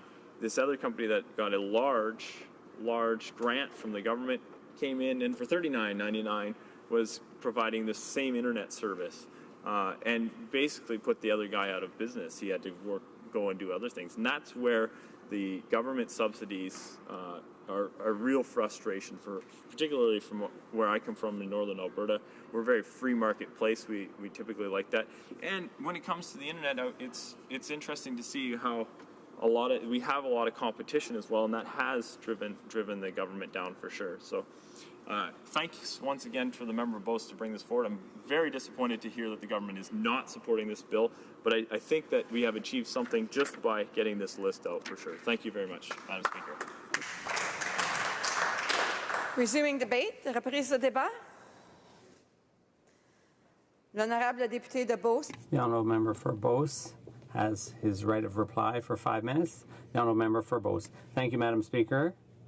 First of all, I'm a bit disappointed in my Liberal colleagues' position on this bill, since it's a bill that rewards the West, the left wing, the NDP, and the right wing of the Conservative Party. When the leftists are in power, when there's a limit on corporate welfare, that's good news. And what this bill does is ensures that there's more transparency around the monies, the federal contributions, the grants and awards to big business. And what's a bit disappointing is that currently those big companies that get federal handouts, they're getting money from the federal government. We're told they're repayable loans, that they're repayable contributions. But if you look at the figures, there are over 200 companies in Canada who received loans of multi-million-dollar loans, $300 million in some cases, $60 million in other cases. So there's $502 million in contributions to companies, and we just don't know whether those loans have been paid back. Some of those loans go back as far as 1997. Why don't we know if they've been repaid? It's because on the departmental website there's a clause that says, and my colleague knows this, there's no information given on individual loans, nothing to indicate whether an individual loan has been paid back. So for some loans, there's no further detail. And I'll give you an example. What it says on the government website, they say there are no details on the repayment of certain loans because the Ministry of Innovation, Science and Economic Development with an authorization to disclose repayment information.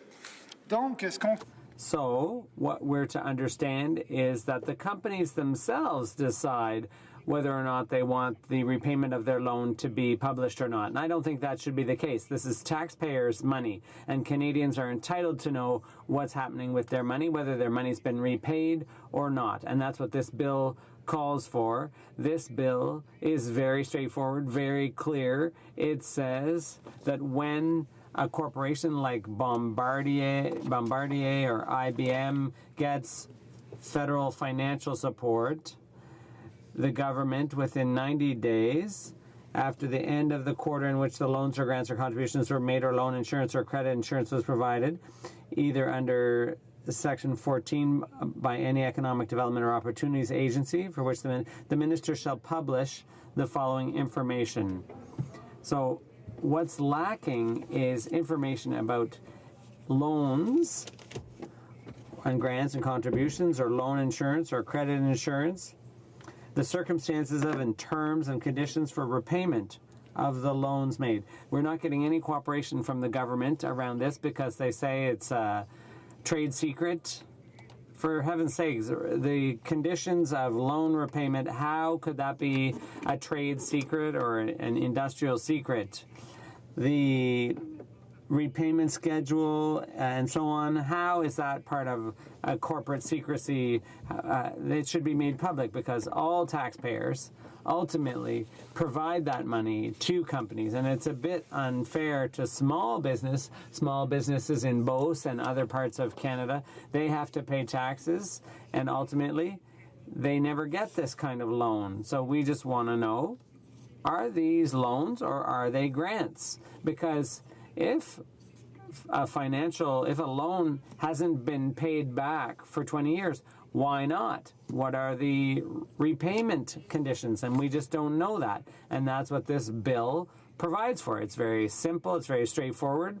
I'm really disappointed that there's no willingness to have greater transparency and that we're going to leave it up to big business to decide whether or not to let taxpayers know what's going on with the repayment of these loans. It's very disappointing. It's really a shame.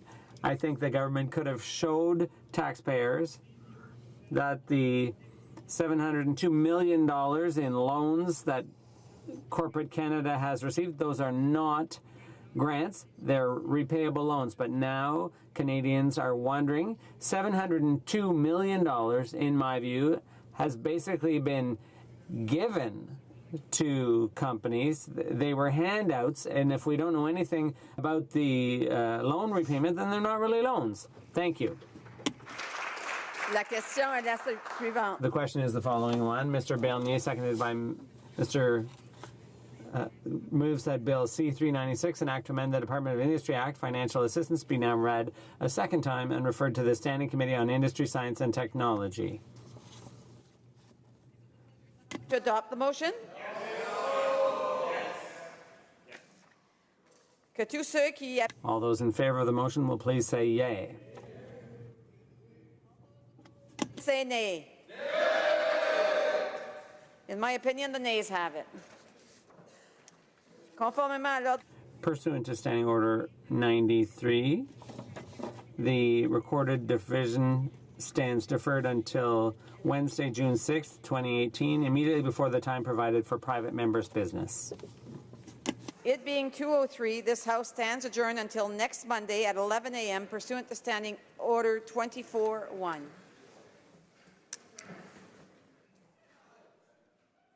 Party.